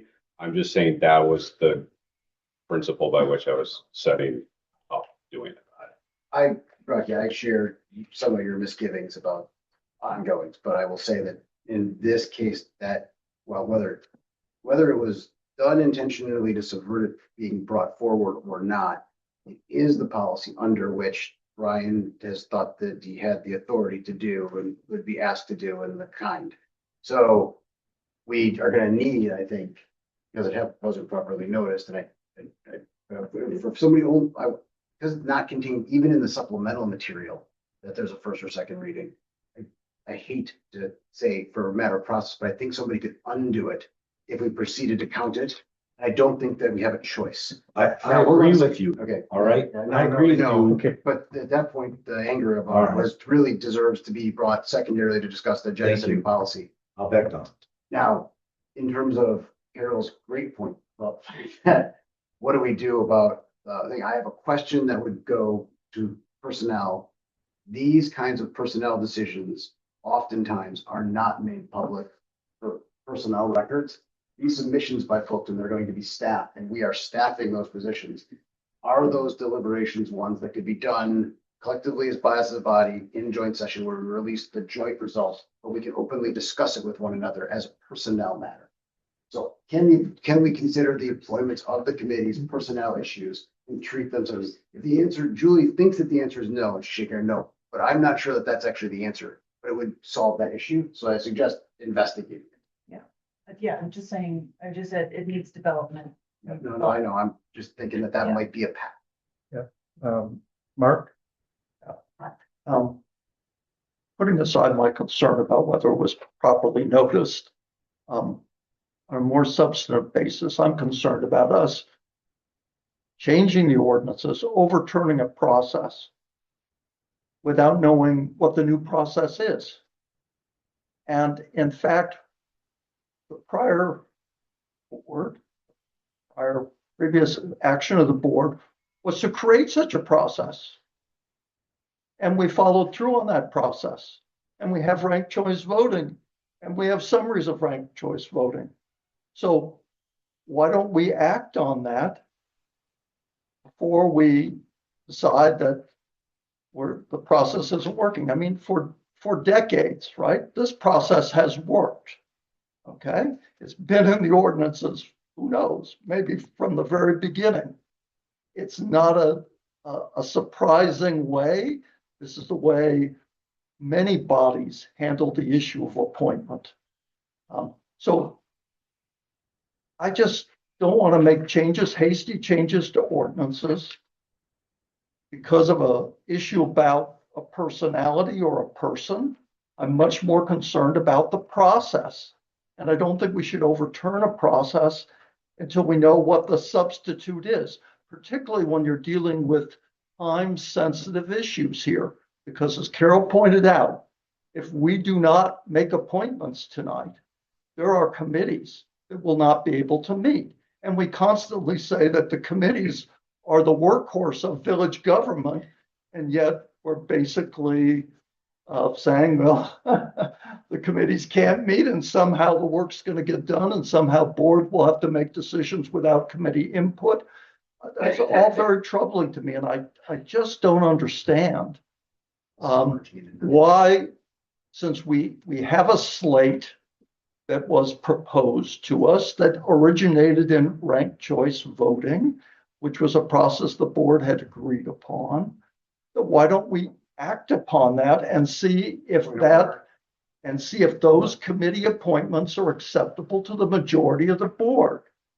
And if they're not, then we'll have to find another solution, which might mean ordinance changes.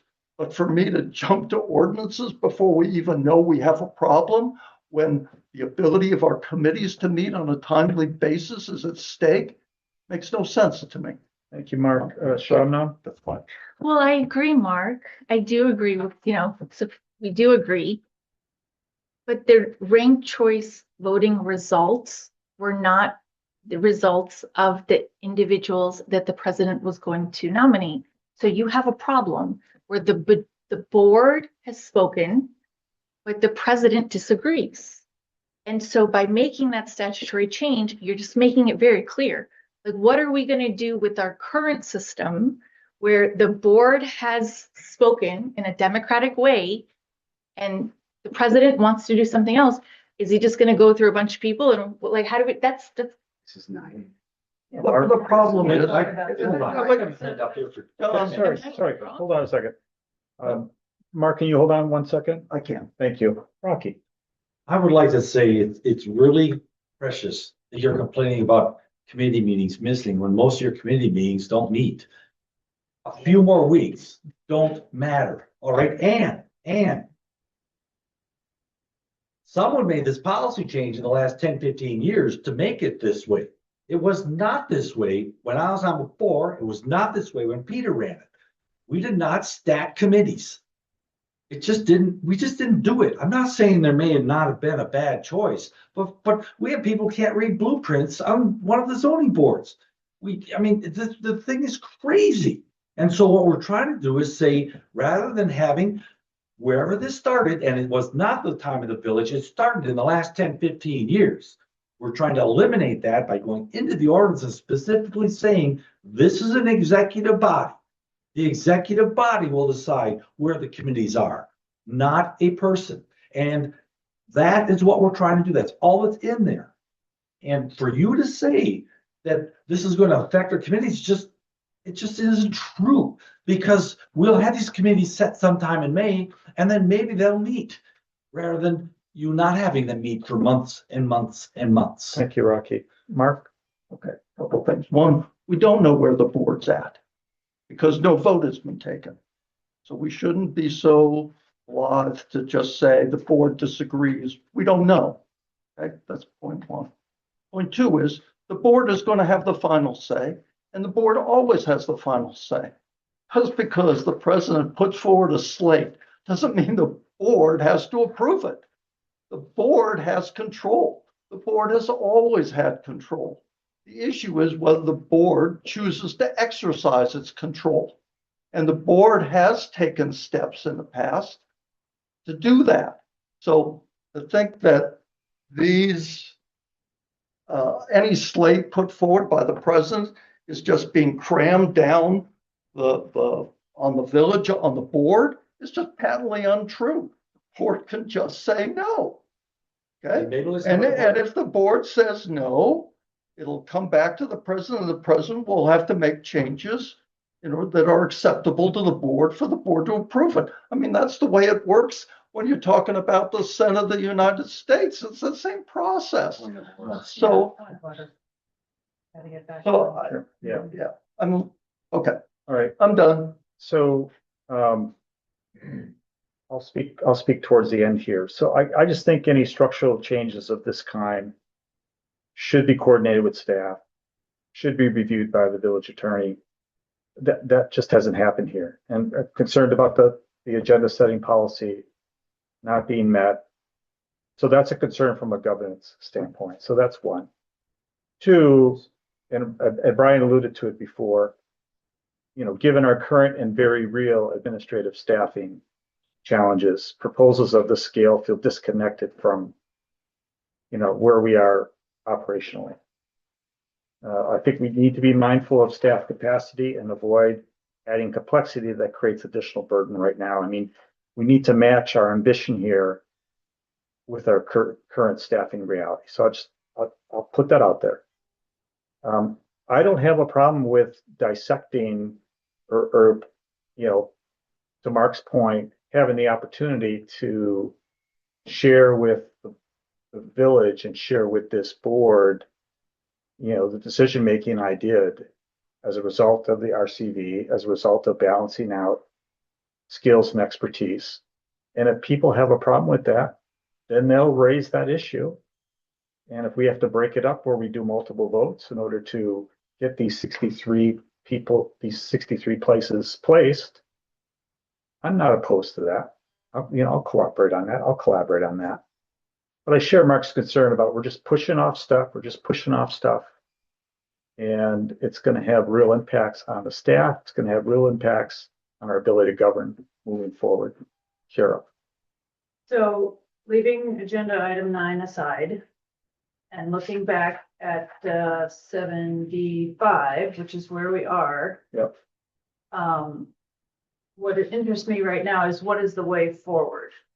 Because this is, there are a lot of ordinance alterations, edits proposed here.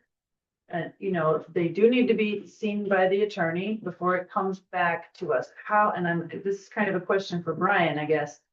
How could this come back to us in our next, say, regular meeting? What form can we see so that we can move forward on it? So ideally with time, this would be something that I would have delegated out to both our clerk and our village attorney to both review and provide me with feedback on to see if it's in compliance, if there's any legal issues. I mean, sometimes these things have to go back to state statute to verify that it matches. So there's just complexities to it. Realistically, I don't think this is so large that it couldn't be done by May, especially with both having access to it now. Staffing complexities aside, I still think it's doable.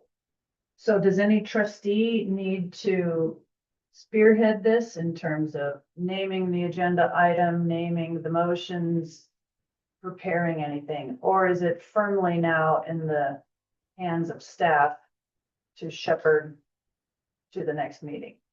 I might actually ask the clerks on this one what their guidance might be on that. Sorry to play hot potato, but I think since the attorney is present, I would not. Wait. Bill, is that something that you could weigh in on, whether or not this is something that the trustee who brought the issue forward should name the agenda topic on, or if this is something staff and or I don't think that was through Carol's staff? question. No, that was part of my question. I'm sorry, go ahead. That was part of my question. Okay. Yeah, my basic question is who owns this now in terms of moving it forward to the next meeting, in terms of naming the agenda item, naming the motions, preparing the edits and vetting everything. Yeah, how could that go between now and then? Sure. So Shabnan, as I understand it, is the sponsor of this proposal. So it would be, it's hers to characterize it any way she wishes, notice it any way she wishes, and then once it gets before the board, as she said previously, once there's a motion and a second to approve, then it becomes the property of the board as a whole. So I think at this point, you have a sponsoring trustee that is putting forth some legislation.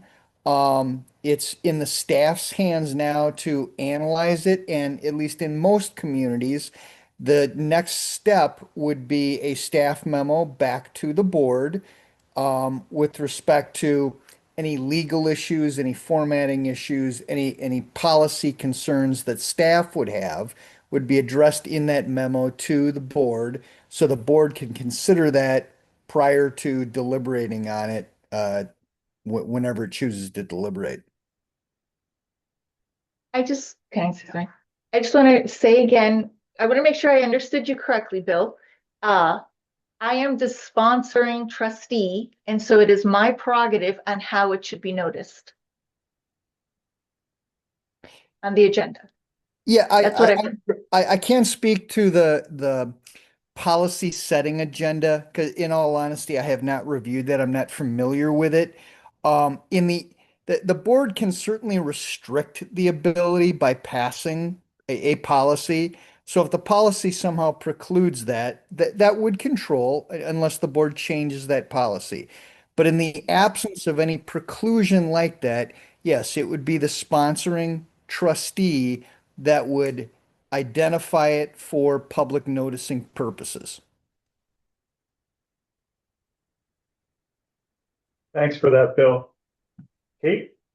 So it sounds like there is consensus potentially around, we have to follow how this was noticed in this current board packet. And so if I'm looking at this correctly, we have a couple options. We have option A, which is direct administrator and staff to pursue prepared topic for a future meeting.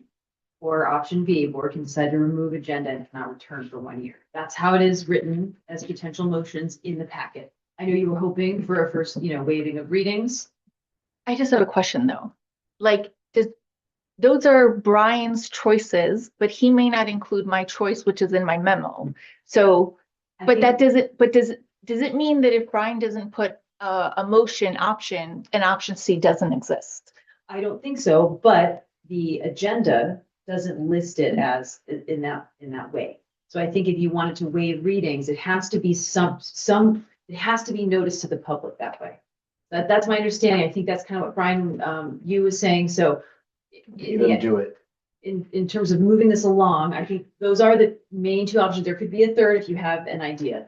And the last thing I would just say, it'd be great if someone could make one of those motions. But the last thing is, if you are the sponsor for this at a future meeting, I really request, because I would not categorize the updates you made in chapters 1 and 2 as minor.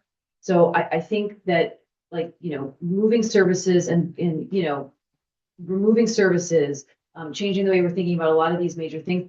Again, on the merits of them, I'm happy to have that discussion. I think you're starting at a great point, similar, I think, to Carol, but it has to be noticed in that way. So if members of services want to show up, they can speak to, I think categorizing it as minor updates. She never says minor. I think in the email she did, so. Okay, to Brian's point, In the All right, email? I'm gonna go to Mark and then I'll go to Rocky. Mark? I just wanted to point out to the board that in the minutes that we approved tonight, there was a motion, January 20th, that was approved. That was a first by Kate and a second by Carol to refer review of the village's current ethics code 1.08 and code of conduct to the personnel committee for research and recommendations. Motion carried. So I think we also have to consider the fact that right now, this matter, at least with respects to the ethics code, has been forwarded to the personnel committee, and that's where it is. So, I mean, the board obviously can change its mind. One board can't bind another, but that's where we are right now. Rocky, was there something you wanted to add? everybody can tell how frustrated I am because I clearly see why Brian seems like he's submarining trustee Shabnam all the time. It's terrible, but to Brian's point, it's not in there properly. What should have been there is what she had, is that we have the first and the second reading. Had we done that and had we voted on it, there'd have been plenty of time for all the legal stuff. That's the way it's been done in the past. That's not in there. So I happen to agree with Brian that no matter how much this might upset me or how I feel right now about Brian's edits, doesn't matter. We can't do anything because I would not vote for third reading flat out. I'm just saying I wouldn't do that.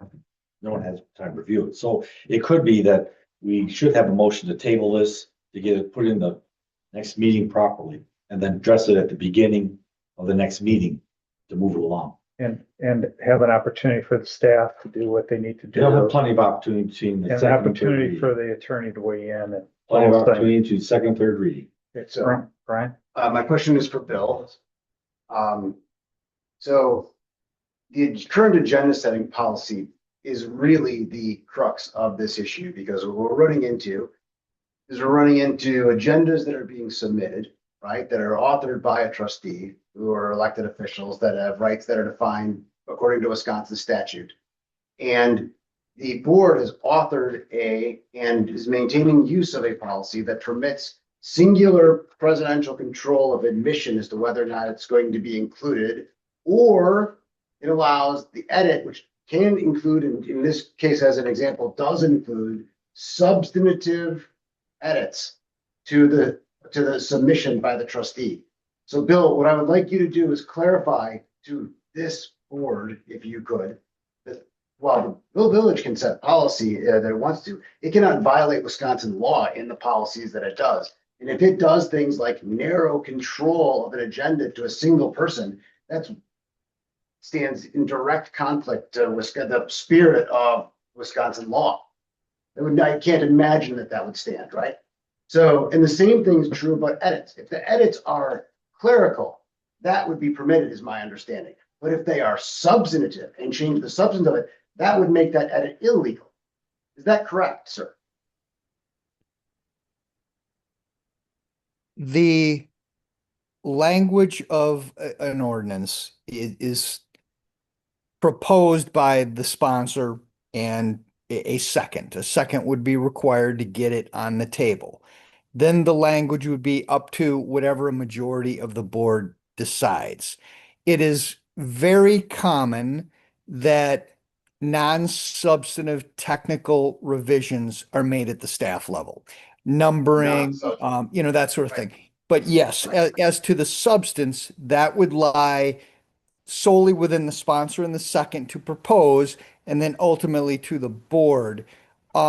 Just lastly to clarify.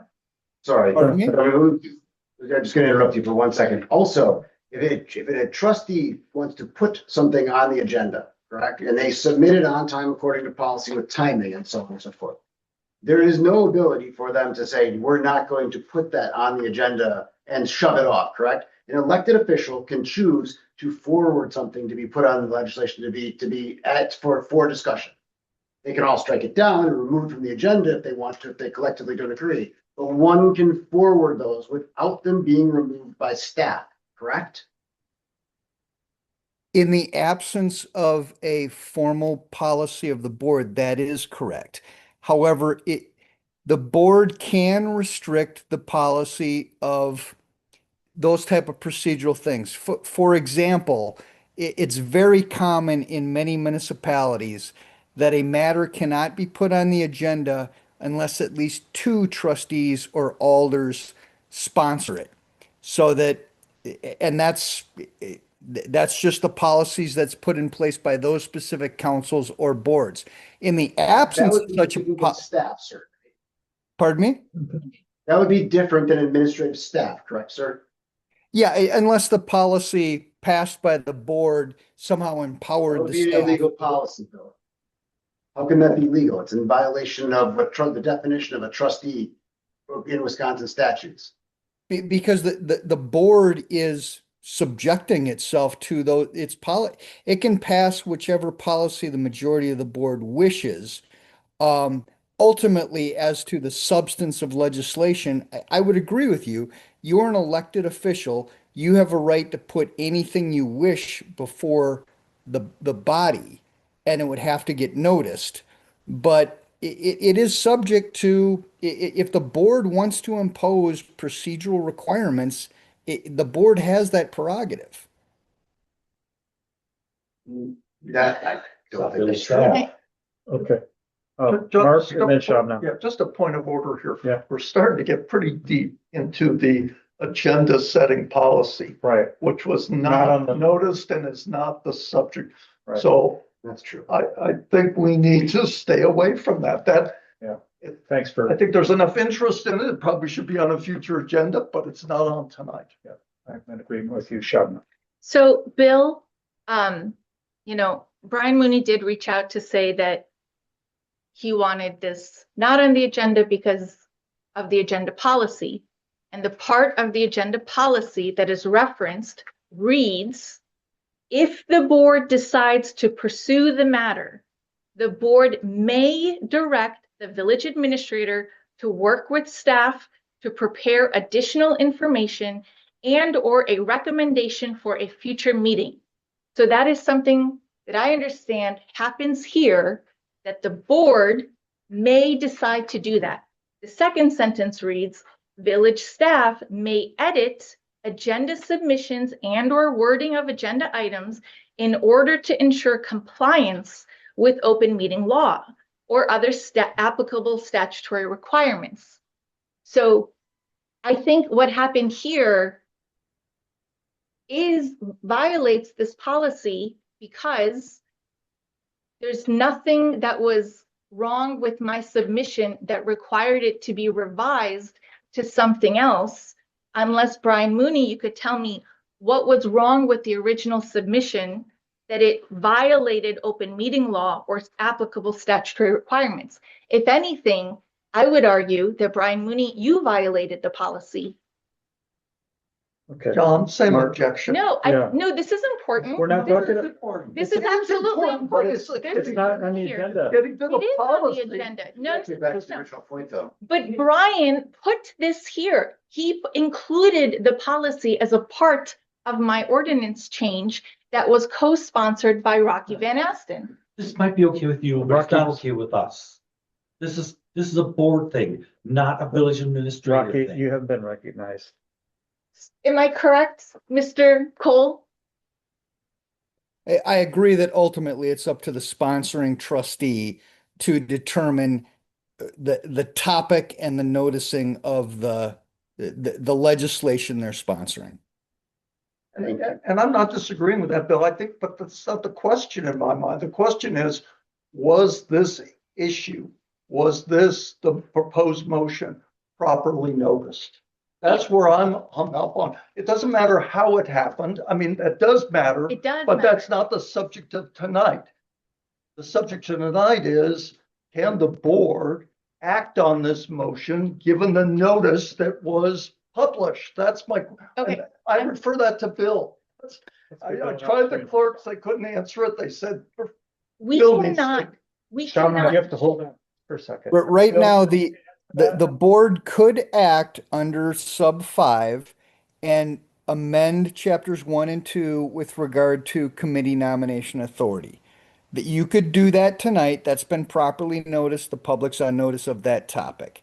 The other changes within that red line beyond nomination authority, you could not do tonight. That would be an open meetings violation because the public is not on notice that those changes were being made or considered.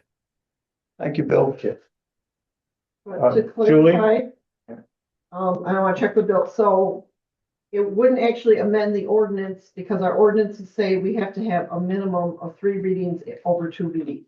We could do a first and second reading for the amendment, but it would automatically change the whole ordinance. It's still because our ordinance says we have to have a minimum of 2 meetings, 3 readings. And we can combine. A majority of the board could move to suspend the rules, take it out of order and move it now. I mean, that's within the prerogative of the Your board. own ordinance, That's the thing, isn't it?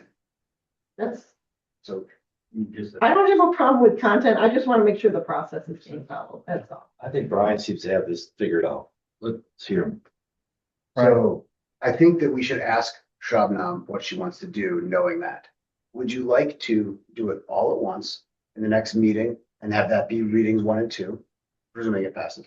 Or would you like to have us separate out the one portion that was properly noticed, vault aside, and get that going, and then have a second section to do the additional changes? I'm willing to do either way because I agree that you are right to feel aggrieved in this instance. I would feel the same way in your shoes, and I feel that way for the 2 of you.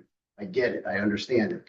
I also, but there isn't a rectification other than path A or B, and I'm willing to support you on either one of the 2 you want. Which would you prefer? Rocky? I believe the lawyers said we should suspend the rules and we could have the first 2 readings. Between the second reading and the third reading, staff and legal would have time to review this and see, and the public could see it all. So to me, I think, because that was the intent, that's what was there. I think we can suspend the rules, have first and second reading, and then let the process proceed how it proceeded for 80, Only the 90 nominee. years. Yeah, I'm gonna recognize Carol. So, thank you. I'm just wondering, how do you have first and second reading on part of a document? How, I mean, how does that work? It's difficult. Well, only the red lines that remove President alone and move to board are the ones that are actually referenced. So it's actually just those changes, like the combination of staff and services and, I'm not facilities, they're not facilities. So, Thank you, Paul. Carol? so what would be the product of that action? What do you have then, Yeah. when you've done that? It would address the nominating power, but it wouldn't address the structural changes elsewhere. So you would have an ordinance that had, you would have a new, or you would be on the path to a new ordinance that had half the changes that you were That's right. looking for. Yeah, no, it's not a great solution. Okay, I mean,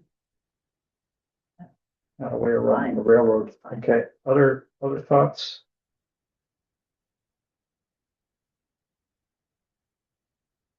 I'm just wondering where we go from here. Shabnam made a motion initially. I don't believe there was a second. We had discussion. So I guess the question is, I don't even remember what the motion was. It was so long ago, but maybe Taylor does. Yeah, the motion. And then we could was decide. As Shabnam provided in the initial packet materials, which is to waive first and second readings of the ordinance L-2026-01. Okay, And we were saying that we can't have the third reading. That is not the way it was put in the packet. That's why we stopped. What we had is the packet wanted the first and second reading, not waiving the first and second reading. That's why we went down this rabbit hole. all right, I'm gonna redo the motion. I'm gonna redo it. Are you withdrawing the motion that's on the table? I'm just editing it. Okay, so the beginning of the motion is the same. 1 second. 1 second, just give me 30 seconds. My motion is to waive the first and second readings of ordinance number L-2026-01 only with respect to, I gotta get to the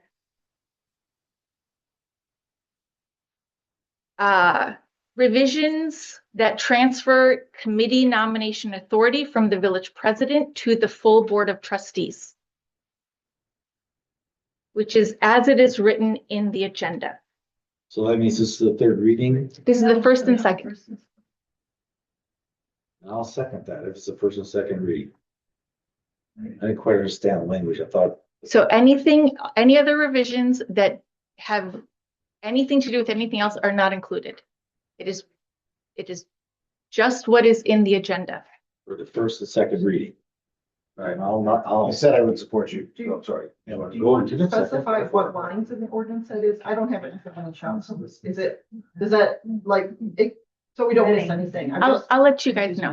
Okay, I'll let you guys know. Well, I would like to know before I vote well, on. the motion, Sure. normally the motions for ordinances include what the ordinance is regarding, and in this case, we're only saying chapters 1 and 2 regarding, Okay. but then you did say the committee. Okay, so on page 74, it would not include the revision for the appointment of term. That was a statutory citation correction. It would not include the Can we just do language. what it does include instead of not include, so that he can make, I'm trying to, he's got him. I'll send you an email. I'll send you an email, but I'm motion just is. reading this for Kate. I'm sorry, I thought it was your amending your motion. I apologize, Sean. No, it's all good. Okay, so the appointment and term is off. It's not in the agenda item. Termination, that additional language that separates it out, you can't include that. The weed commissioner and the village forester, it's out. Administrators is still in the president and village board, M1. Yes, responsible only to village board. So the village administrator is responsible only to the village board, not the president and the board, the village board. The 2A, members of the commission and board shall be appointed by the village board. 2E, the village board shall designate the chair of each commission and board. Okay, next page, plan commission stuff has to be out.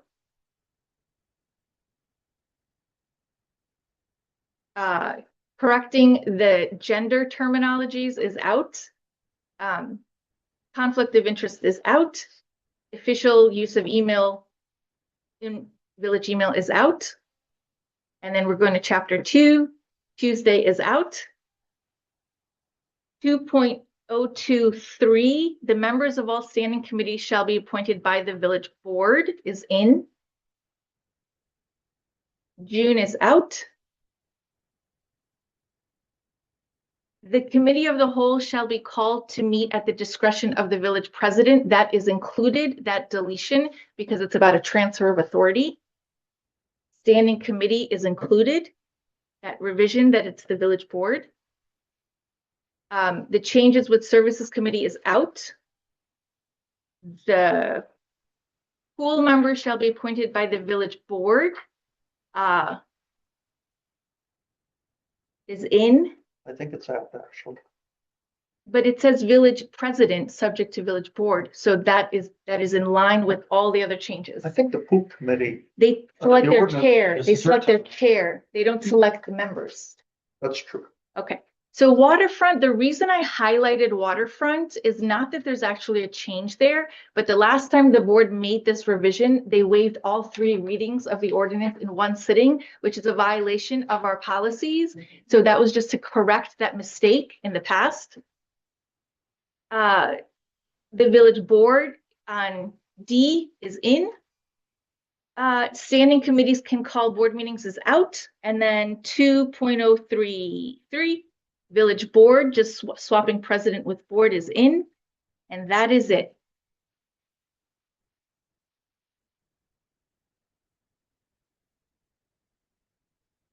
No, well, that's not the motion. I was clarifying what it is to say to waive the first 2 ordinances, and then I finished with what was written in the agenda,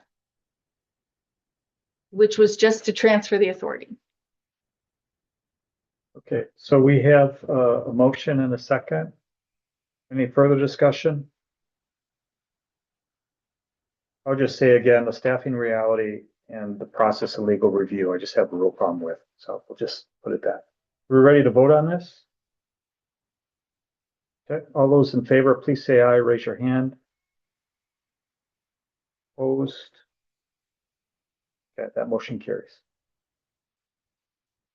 All right. We are at 7D. We skipped 6, correct? Yep. We're on 7D7.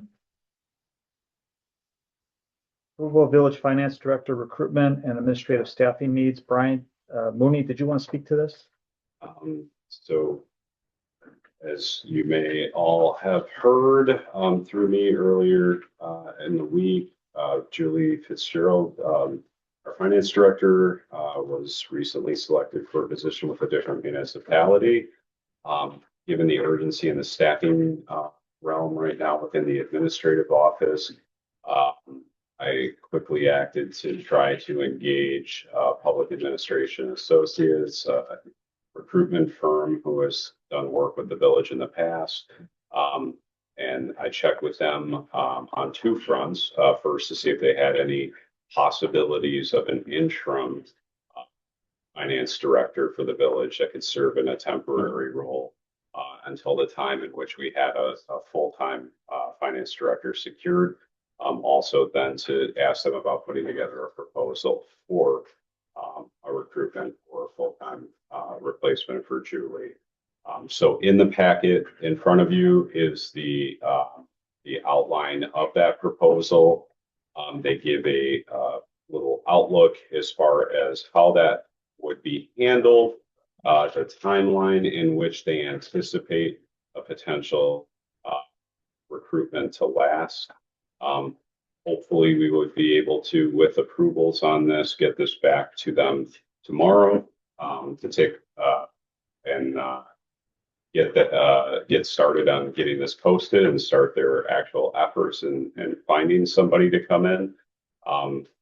Realistically, though, I can't say with certainty whether or not we will have somebody within that timeline. But I think this is an important step. It's a very important position within the village.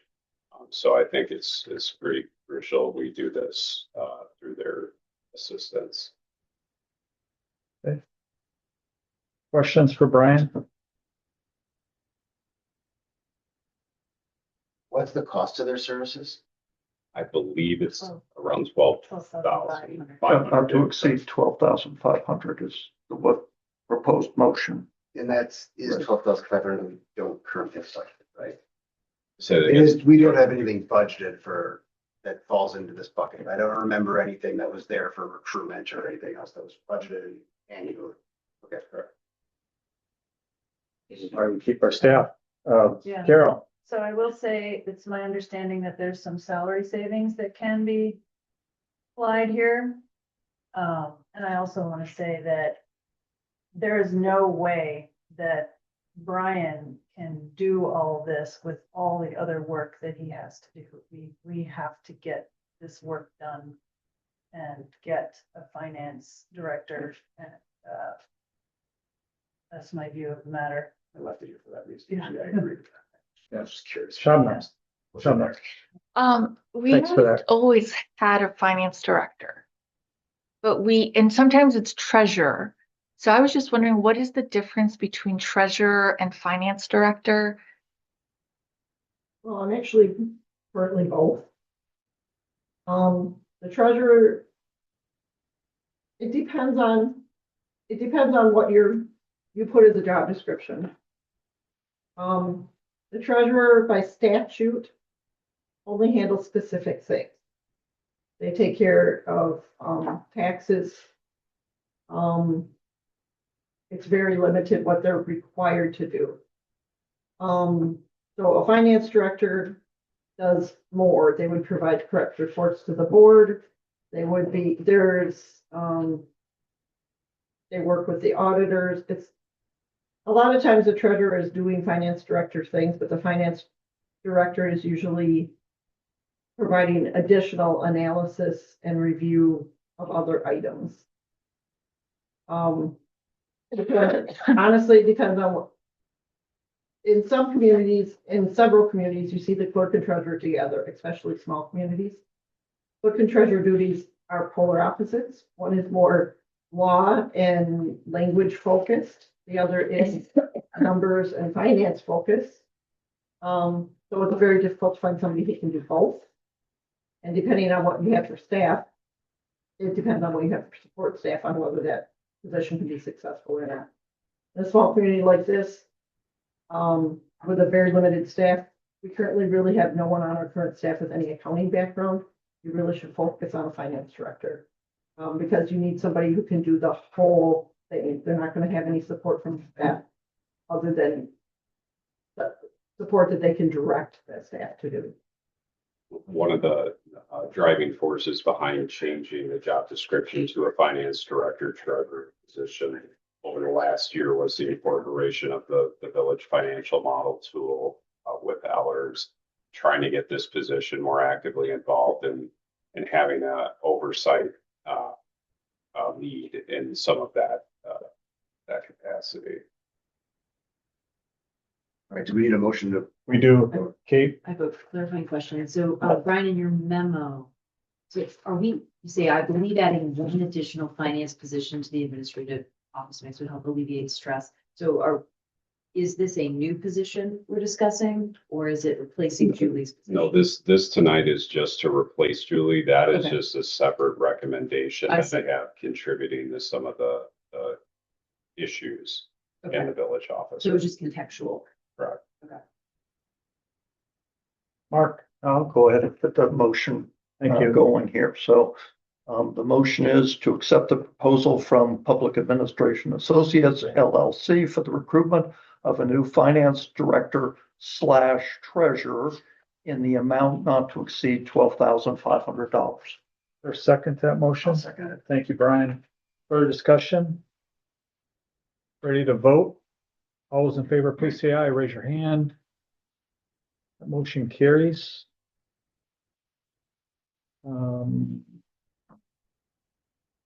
Reports of, because we skipped 7D8. So item 8, reports of officials and committees, village president, I have nothing further to add. Village administrator monthly report, see packet. Police chief's monthly report, see packet. Press report not included. Committee reports, any committee related reports anyone wants to share? Who met? I agree. Go ahead, Mark. I just need to refer back to the prior issue for a moment. The proposal calls for a selection committee on the part of the village to interview. Can that issue be put off, or do we need to decide that tonight? So that we not, I don't want to hold up this process. Yeah, no, we can decide, bring that back for a discussion. Okay, there's time. Okay, that's fine.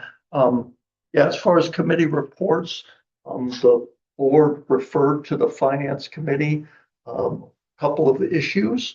One was whether to proceed to, there was a referendum proposal, a levy referendum proposal that was put forth by Ellers. It was brought to the finance committee. The finance committee decided not to recommend the board accept that proposal, which was targeted for a levy referendum in the beginning of 27.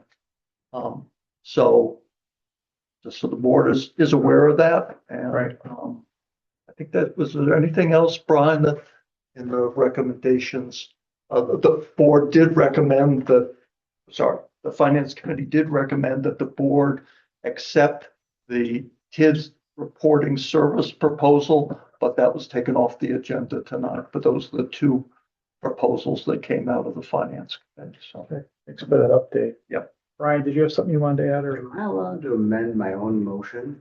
I don't know that I have a problem with the TID discussion from finance committee. I know. Can I put a motion to bring, does anybody want to bring 7.3 back to the table with me? No. Okay. Okay. You could. You have an attorney here and just, it is noticed. It is noticed, it is legal. I would actually, I think that would be okay. But nobody wants to do it. We also already told the public we weren't going to deal with it. Fair point. And they are gone. Potentially they're gone. So Yep. I think that's a reason not to do it. 8F, everyone saw the incident report for the fire department. We're not doing appointments this evening. Any future agenda items? So I submitted a future agenda item on agenda setting policy that I put forward. I submitted another one about ice preparations with the village between the police, the board and She's. That was also one. And then there was another one too. Those were already provided to staff too, right, Brian? Yes. So we can capture those on the future agenda list as well. And then Chapman has two of them as well that were not included. For me. Any other future agenda items of the board members? You know, I sent some emails today about why certain information was in this packet. Brian, would you like to address that here? Say that one more time. There was an email exchange where I asked why certain resignation letters are included, but other information is not. And I was not allowed to have that discussion on email. So since it is in the packet, would you like to explain to us why one letter of resignation is included, a second one, but not the first? And So other, The first letter, to my recollection, was a formal notice to me to let the board know that the vacancy was occurring. The second notice was addressed to be delivered to the board for the board packet by the departing employee. Sorry. but we don't have other resignation letters included, so why is it that sometimes they're included and sometimes they're not? The latest round of departures that we've had, I think it was the two prior we had at the last, was it the last board meeting or two board meetings ago? And so since the ask of late has been to continue with the transparency, that has just been the position of what I have been doing. I fully intend to do the same when we have future departures, so the board has full disclosure of whatever feelings or issues somebody has as they go. Will the board be getting Taylor's resume? Or is that a personnel on my matter that to-do. cannot be shared? No, it can be, it has to be redacted yet, but it can be shared. It's just lower on the the priority list right now. Mark and then Brian. Yeah, the other item that the finance committee needs is a determination by the board that affordable housing is low income housing for the purposes of being able to have a donation between kids. Yeah. So It is. somewhat related to the other issue, but separate as well. So without talking too much about it, so we always followed the WIDA language on that previously, so why wouldn't that suffice?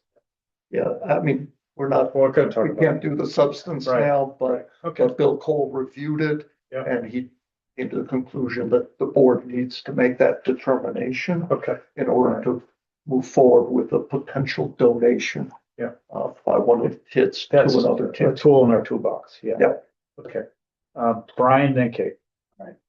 Going back to Shabnam's point there for a second about the discussion that we were told we shouldn't have on email.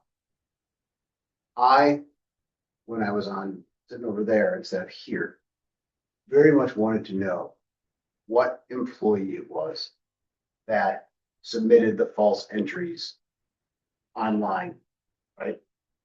This is a matter that we open records. And do we still have Bill Cole on is he still here or is he dropped? Well, we can't do the substance of it now anyway, Right. so Okay. if you want it on Fair the enough, fair agenda, enough. it'll Fair enough. be So. noted down, but so- we discussed, Yeah. right? So I would like to know, that is a matter of high public interest that was done publicly. There was a reprimand that I understand was done verbally, but not written. We've had people ask for a copy of that reprimand. That is something that we, as a body, as a village, are required to give the public. We are not allowed to do that. Okay, Brian, so you would like that as. I would like that future as an agenda and Okay. that be disclosed. Okay. Kate, Yeah, I just had a follow-up to Shabnam's question, Brian. So do things in the board packet need to be tied specifically to an agenda item? If so, my question is the resignation letter tied to a specific topic this evening? I think it's intrinsically linked to the finance director position and the staffing situation in the administrative office, but I wouldn't say it necessarily is its own agenda topic this evening. So then that's just a clarifying question then. So do we just put anything in a packet or does it always have to be tied to a specific agenda item? Well, I mean, in this case, I take that back.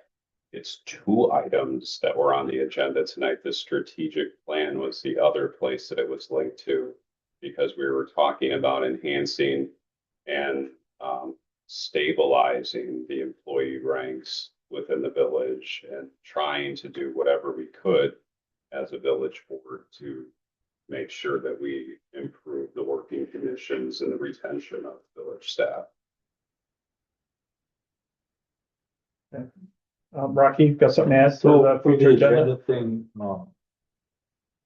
I mean, what's not being said here, and this is the problem we have, and this is what we gotta talk about, what's put in the packet or not, is the first letter said, I got a job where I can walk across the street to work, essentially, instead of driving for an hour. The second letter said, the whole world's flying off the board, everything's wrong. So we got two letters that are diametrically opposed to each other. The one that makes everything look like the world's coming apart is the one that's in the packet, and I'm not sure why. The one that says, I got a job where I can walk right across the street and go to work is not in the packet.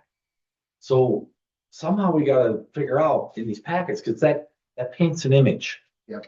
That packet's out there, so that's the one everybody sees. But they don't see the one that says, whoa, I can walk to work. See ya. You know?